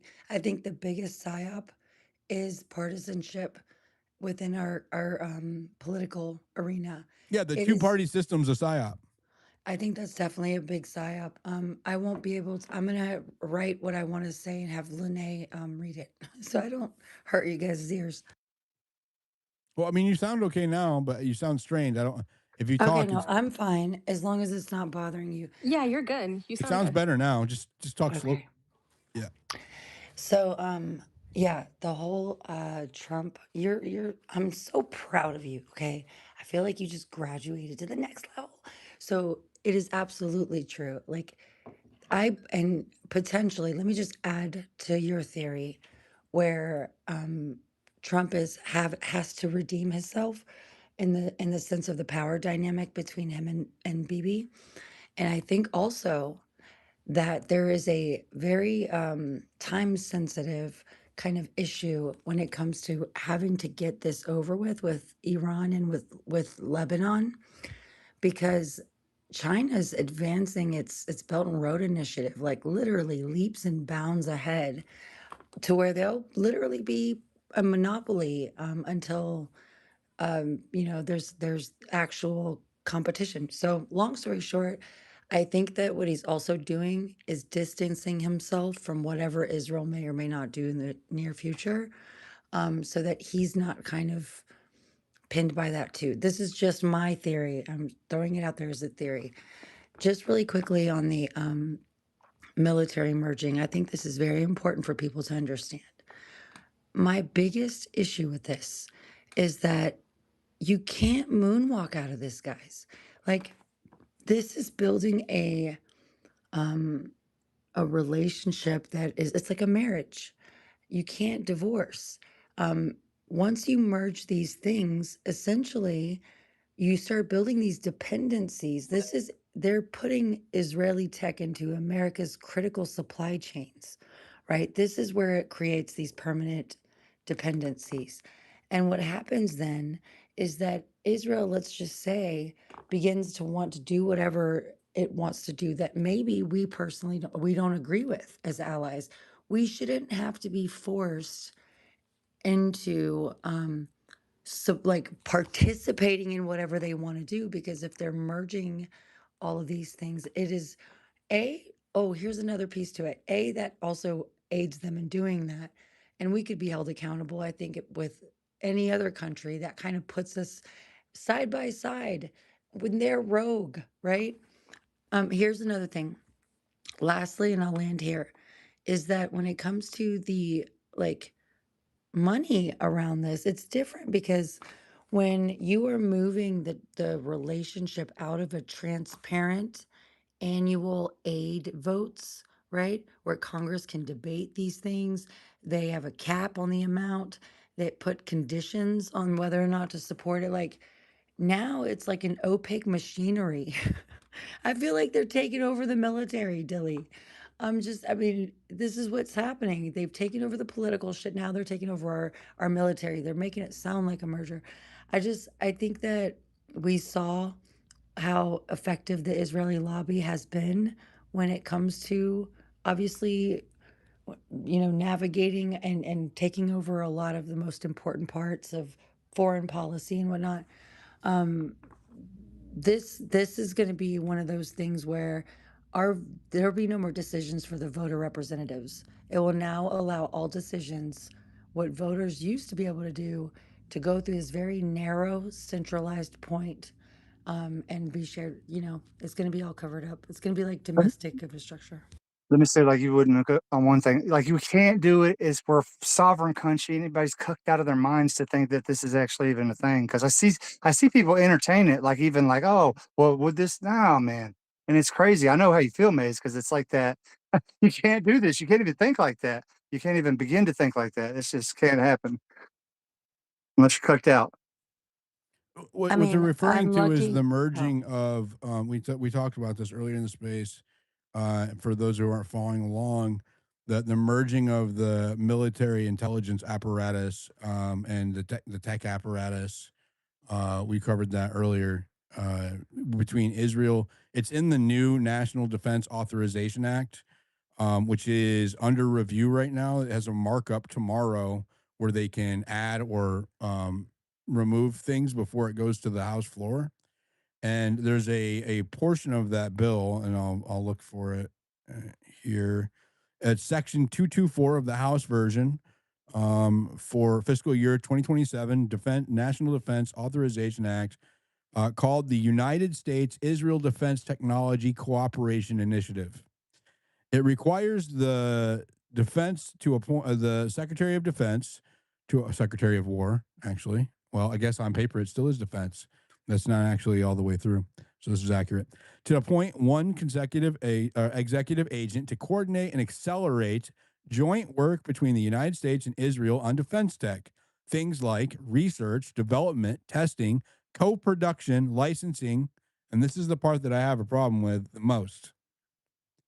And integrating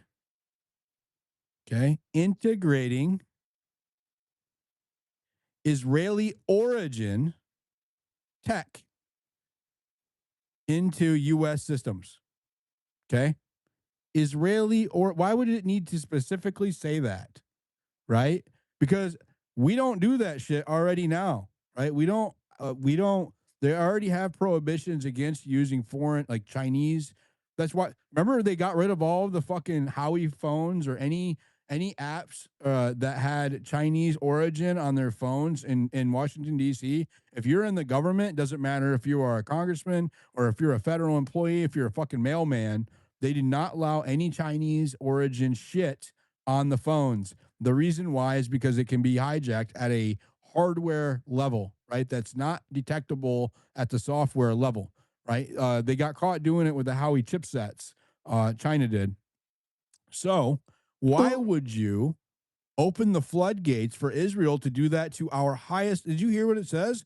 These are the domains that they want to integrate Israeli origin technology from. Okay, it covers a wide range of areas: counter drones, missile defense, AI, quantum. They mean quantum computing, cyber, biotech. Okay, let me say that again: biotech. Think COVID. Okay.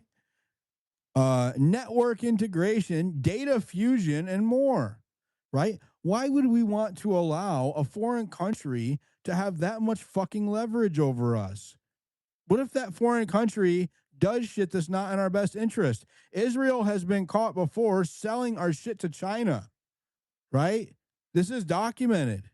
It came up when I was looking it up the first time, right? So obviously, they do think they get involved. They like to fight. Apparently, they get involved with wars that are not in our best interest. We get involved in wars on their behalf that are not in our best interest. And now we're talking about compromising our systems at the highest, most critical levels with their technology. Why?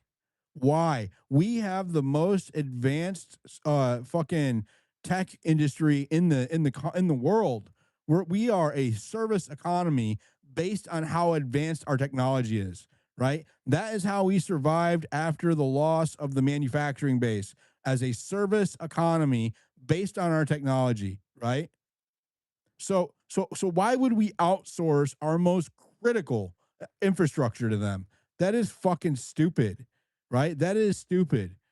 These decisions, the fact that this is even in a bill, the fact that so many of our congressmen not only are not going to oppose this, that they are endorsing it, tells you how captured we are to this ideology, right? That's what it does, right? No country, this shouldn't be China. This should not be Israel. It should not be Austria. Shouldn't be Australia. Shouldn't be any fucking other country. Shouldn't be Mexico. No other country should have access or this much leverage over our core infrastructure like this. What the hell is going on? Go ahead, Mace. Yes, I'm so glad you picked up on the very important points. One other thing to add in. It's pretty peculiar. They're going to have this executive agent who do you think they're going to pick to put in that role that decides what accelerates, what merges, what doesn't? Like, that's a very centralized position for all of the decisions to be made. Like, we don't know if they're more Israeli first or America first. Do they care about our national security, independent national security? Because whoever's in that position, Dilly, is going to be making those decisions. And are they ever going to put somebody in that position that is not necessarily 100% Israel first? I doubt it. I doubt it. And I think that they're going to be advancing things that would really put us on our fucking knees. This is what bothers me. People need to understand that this is the hill to die on, bro. I don't care. I'm going to keep saying it. I'm telling you, this is the But hill what to can we die on. do? I mean, this is where we need to focus the conversation. Also, can I tell you something else? I'm so glad I'll that host you a could. space about this tomorrow specifically. Okay, okay. Yes, please do. Please do. This is the hill to die on. What you brought up is actually a great observation because when you talk about the Israeli origin, are you familiar? Do you know about the whole pager thing? Do you know what happened? This is exactly how they did it. Yeah, they posed as a manufacturer of pagers. And for years, it They was a high centralized level, it. very deep operative situation. And then they intercepted the orders and sent them pagers. Yeah, they centralized also kind of the flow of the manufacturing, the production of it, right? Yeah, they And this, bottlenecked it. So it would have to yeah, come through them. I mean, it's absolutely mind-boggling. And this is something that people like, I don't like, it's just, it's one of those things that all of the, like these very last decisions that are made, like when I say last decisions, they're getting more and more critical, right? We're They're running getting, out of time. I think everybody can exactly. kind of sense it. Yeah. Yep. I agree. Yeah, I've been saying this for months, right? I think, do you not feel the tension, right? I can feel it when I talk to people in my real life, right? The uncertainty, right? The fear, right? That's another part of a psychological operation, right? That uncertainty, that agitation, right? You're constantly bombarded with bad news, like what we're talking about, that makes you feel helpless, right? That makes you feel frustrated. Um, no, there's, I think that there's a demoralization there, right? That occurs, right? They want you to feel completely powerless and helpless so that you do not resist. Or they try to trigger you into an emotional reaction, right? That creates the response that they want so that they can employ policy to deal with that. What do I mean by that? Well, it's inciting a problem so that you can offer a solution. It's called the Hegelian dialectic, right? No, David knows what I'm talking about. no, that's But not what wait, that one really quick is. That's statement, not what that David. is. One quick statement. Bad analogy. But I Quick get it, statement. and I Wait. Yeah, yeah, it What? is. The Hegelian dialectic is proposing a problem per se, and then Creating the offering. problem and then no, solving the solution. that's Guys, you're so. gonna make me Wait, forget my fucking thought. David is our Jesus. our stationary philosopher, Yeah, and and so correct me, David. I'm okay. willing to be corrected. Well, Can I first of just get this out really quickly and you please, yep, correct my him and friend, I'm go gonna right shut ahead. up because I have made tea. Absolutely, my friend. Diligent, diligent, diligent. This is what I want you to understand. This is so golden. I'm so impressed with you right now because I actually think that what we can do, it helped me think of a goal. I think what's the solution, the healing to the learned helplessness, and we talked about this. Des has been bringing this up, and it's really helped me recognize it.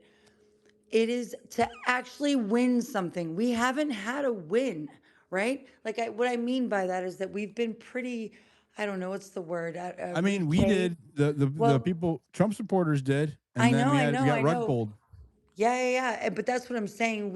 Do you remember the momentum? Do you remember the high after that? Because it felt like we finally are doing Yeah, I went something. to DC and I covered the inauguration on the ground, and I it think was amazing. I walked the entire 3-mile line and video recorded all of it and turned it into like a fast-paced video with like music, and was really, really felt hopeful and like accomplished 100%.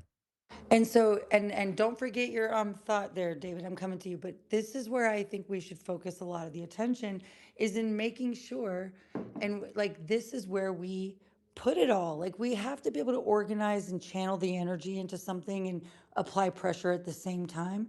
That type of power is what's going to wield success, and we just have to focus. I don't have it all the answers, but I do think that a little bit of the answer will be that a win. Go ahead, David. Sorry.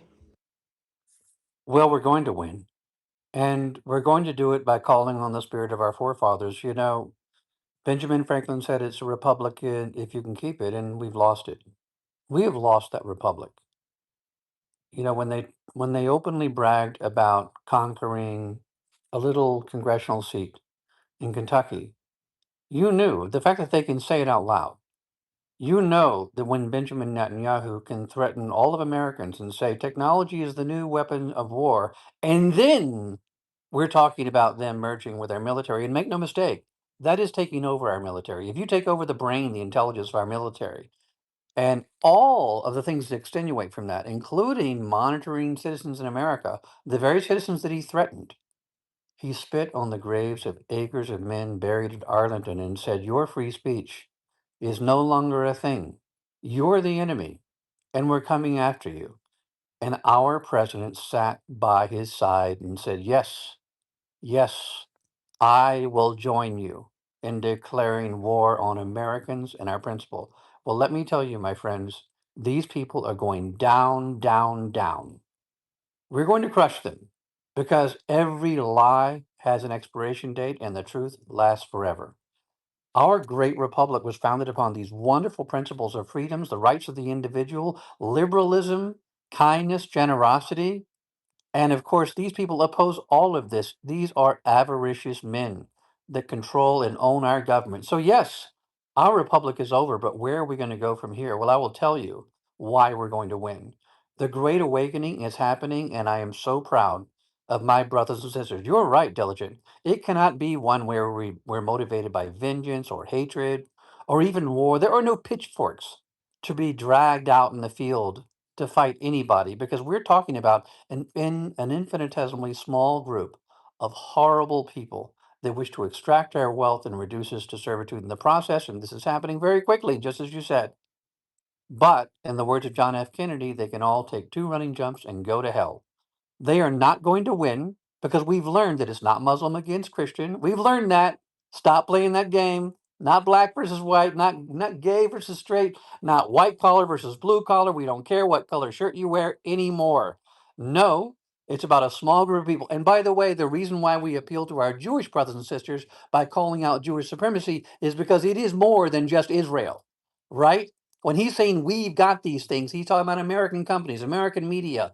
It is much more than just American APAC. corporations are own us Right. too. Absolutely. And what do we have? They have the military, they have the media, and they have the money, and all we have is the advantage because the atomic power of truth wins. The atomic power of people throughout the history of civilization that just want to be free, that just laissez-faire, leave us be, want to be left alone. And what do these people say? You may not have your freedom. You may not be left alone. We're going to tell you what to do, how to raise your kids, what you're allowed to say, what you're allowed to think. We're going to control every facet of your life. Submit to us or die. And let me tell you something. If Jurassic Park, if that line in it is right, that life finds a way, truth finds a way, every idea, every truth, as Victor Hugo said, when a truth's time has come, you cannot stop it. Nothing can stop an idea whose time has come, he said. Even militaries, he said specifically, cannot stop that idea. And that idea is freedom. And by the way, I'm talking about everybody in the world, not just Americans, because freedom is not just our right as a people, it's our destiny as a species. And these horrible people have been drugged. Thank you, Thomas Massey, for the Epstein files, because you made this happen. Thank you, Thomas Massey, for making them buy your seats because you made this happen. These people have been drugged out into the noonday sun, and we see them for all their horrific splendor. We see them for what they are, and we're going to win. There are You know more of what, us than David? them. The DOJ said they don't have time to really investigate the Epstein thing because they're going on Yeah. a 15 state anti-Semitism awareness tour. Yeah. And that's Yeah, not and even what's a really joke. funny I is mean, the these first part is people so control the language that we are talking about the most anti-Semitic country in the world, Israel, that kills all the Semites around them, that will never stop killing them, by the way. No, we'll never stop. There's no stopping this thing. They're And Arabs. They're not Semites. You got to yeah, Jews are no, Semites. they're Those are Semites. Arabs. Incorrect. Stop. Sorry, false. But When someone says they're look, anti-Semitic, they don't mean First they're of no, all, Let anti-Arab. they're David wait, no. finish, let, Sorry, Mitch, let and him then I'll let you finish. sorry. respond. They're Semites. You're just wrong. That's just factually incorrect. They're Semites. And by the way, this is the same when people say this is when Joe Biden said, "If you don't vote for me, you ain't black." You Let's don't keep it get to. on the side. Let's keep it on the psyops Okay, angle, though. If you but can on the keep it Psyop angle, married to okay, it. good. Let's do that. But on the Psyop angle, what she just said, where they're saying you can't talk about this anymore, it doesn't matter because if I tell everybody that there's one thing that you can't talk about, if I tell everybody nobody's allowed to think or mention pink elephants, they're going to think and talk about pink elephants.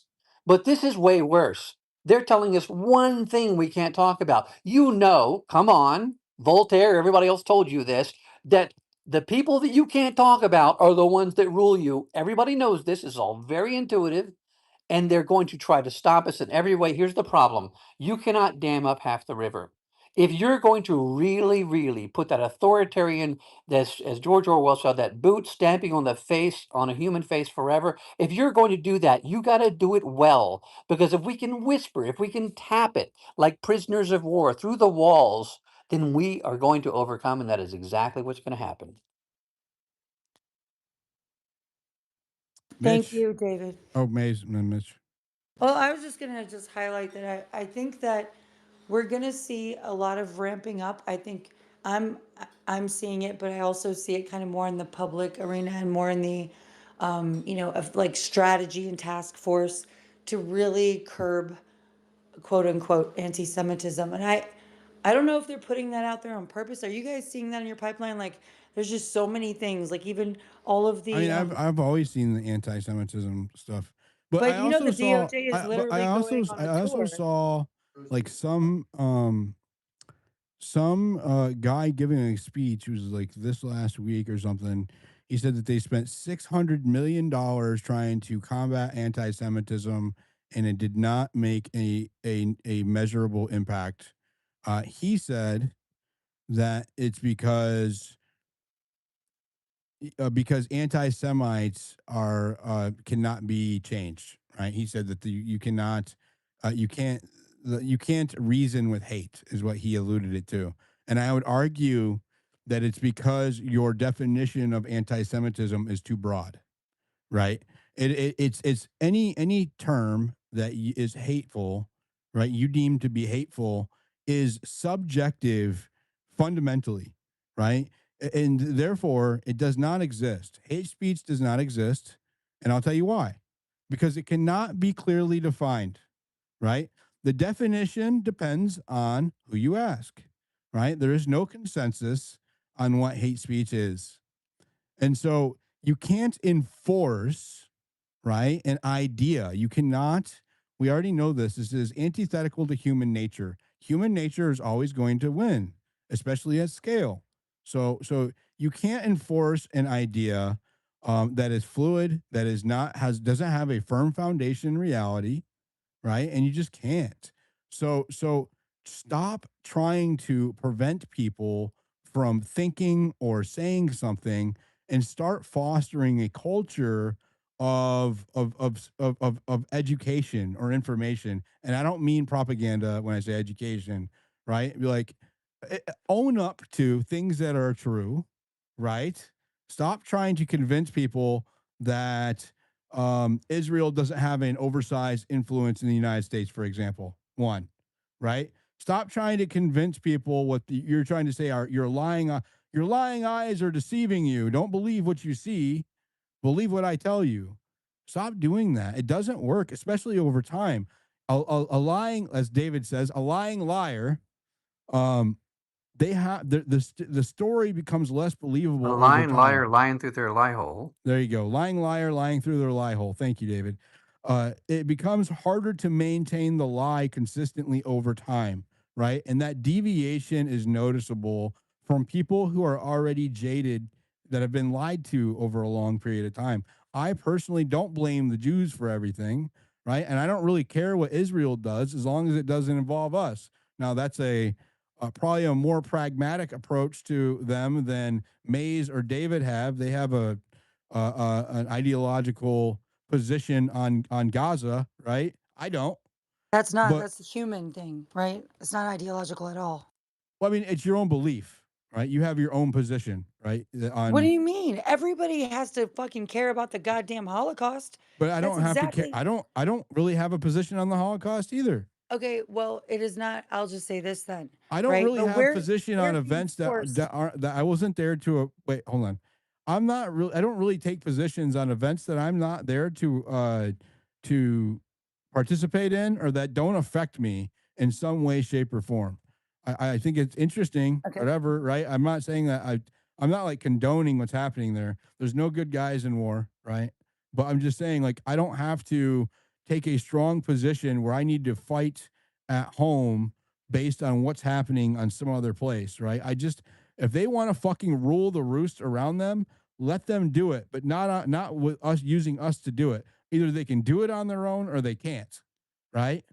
Period. What you don't Also, understand is like, And they hold on, should this be is they important. should be and if they can't do it on their own and they're so worried about their own existence in that area, they should be better at making friends, right? They should be better at making allies around them and making friends as opposed to fighting with them constantly. So, Dilly, let me just say this, right? I don't expect everybody to be on the same page around this, but like for me, if I was around during the time this was happening to any Jew, I would still be just as fucking passionate You would be to killing them, Mace, so stop pretending.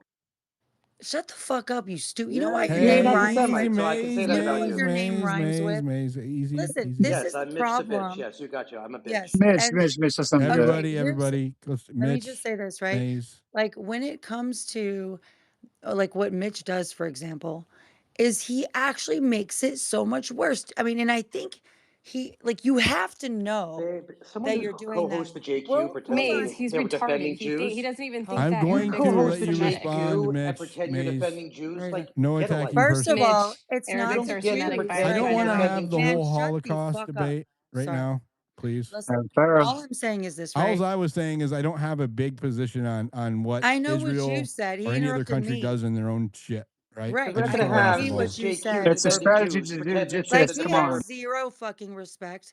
I'm gonna Not finish what I'm saying, Mitch. You can respond to Yeah, whatever it is Maze, that you want to Mitch, she respond, is the okay? co-host. Let her finish, then you can respond. Jeez. So all I'm saying is this is that for me, my perspective, it is very human based. I can't in good conscience know that this is happening. And it's not that like it's happening way over there and we're not a part of it. We're every bit of part of it. And I can't that fucks with me, right? Especially like anyway, that aside, I also know that the occupation there looks different and the occupation here looks different, but it's still an occupation. And the occupiers are the same people. And when I say the same people is like Israeli, like the Israeli interest right now is dominating their country by land and our country by government. And we're seeing it, obviously. Do you know what they said the day after Massey was primaried? They said, you can disagree with us, but not for long. This is what Well, APAC posted. APAC did yeah, and I would say that I agree with Mays also that it doesn't require any ideology at all to care about the children buried under the rubble in Gaza. you don't. you don't. It's You're not just like obsessed it's. with Jews. So stop Listen, pretending you give a shit hold about on, hold them. on. It's like I Let want me to Semites. clarify support my Are own Jews. Arabics It's position. just the not Jews. Excuse me. Semitic? Just Hold like on, killing Mute, Jews. mute up, It's everybody. designed just for that. Okay, let me clarify my own position. Right? Is that it's not that I celebrate or am okay with kids dying, right? But there are horrible atrocities occurring simultaneously all over the world, all of the time, right? We cannot help or care about other fucking countries and save them or people or whatever without saving ourselves first, right? Our country is decaying and burning and in decline, and I have a vested interest for my progeny here, right? For our kids' futures, not just my own, but our future generations, we have a duty to ensure that they have a free and prosperous future. I cannot go worry about Gaza or Africa or any of these other countries where atrocities are occurring, right? I cannot spend a lot of attention or time on those things when my own ship is going down. When you are in an airplane and the plane is crashing, all of the respirators drop down at the same time. What do they tell you? Do they say put the respirator on the person next to you, even if it's a kid or your wife or an elderly person? No, they say put your own mask on first. Why? Because dead people cannot save anyone else. That's why, right? And we are dying. We have got to save ourselves. I am not going to spend any time fighting other people's wars. And that goes either way, right? That means that I am not going to go fight Gaza's war. I'm not going to go fight Iran's war. I'm not going to go fight Israel's war. My position on this is unilateral. Okay, can I just highlight a perspective for you? And I think I agree with you. I just want to show you how what we're saying isn't that different. It's even if putting your mask on first means taking care of America first, you would be saving the Gazans too.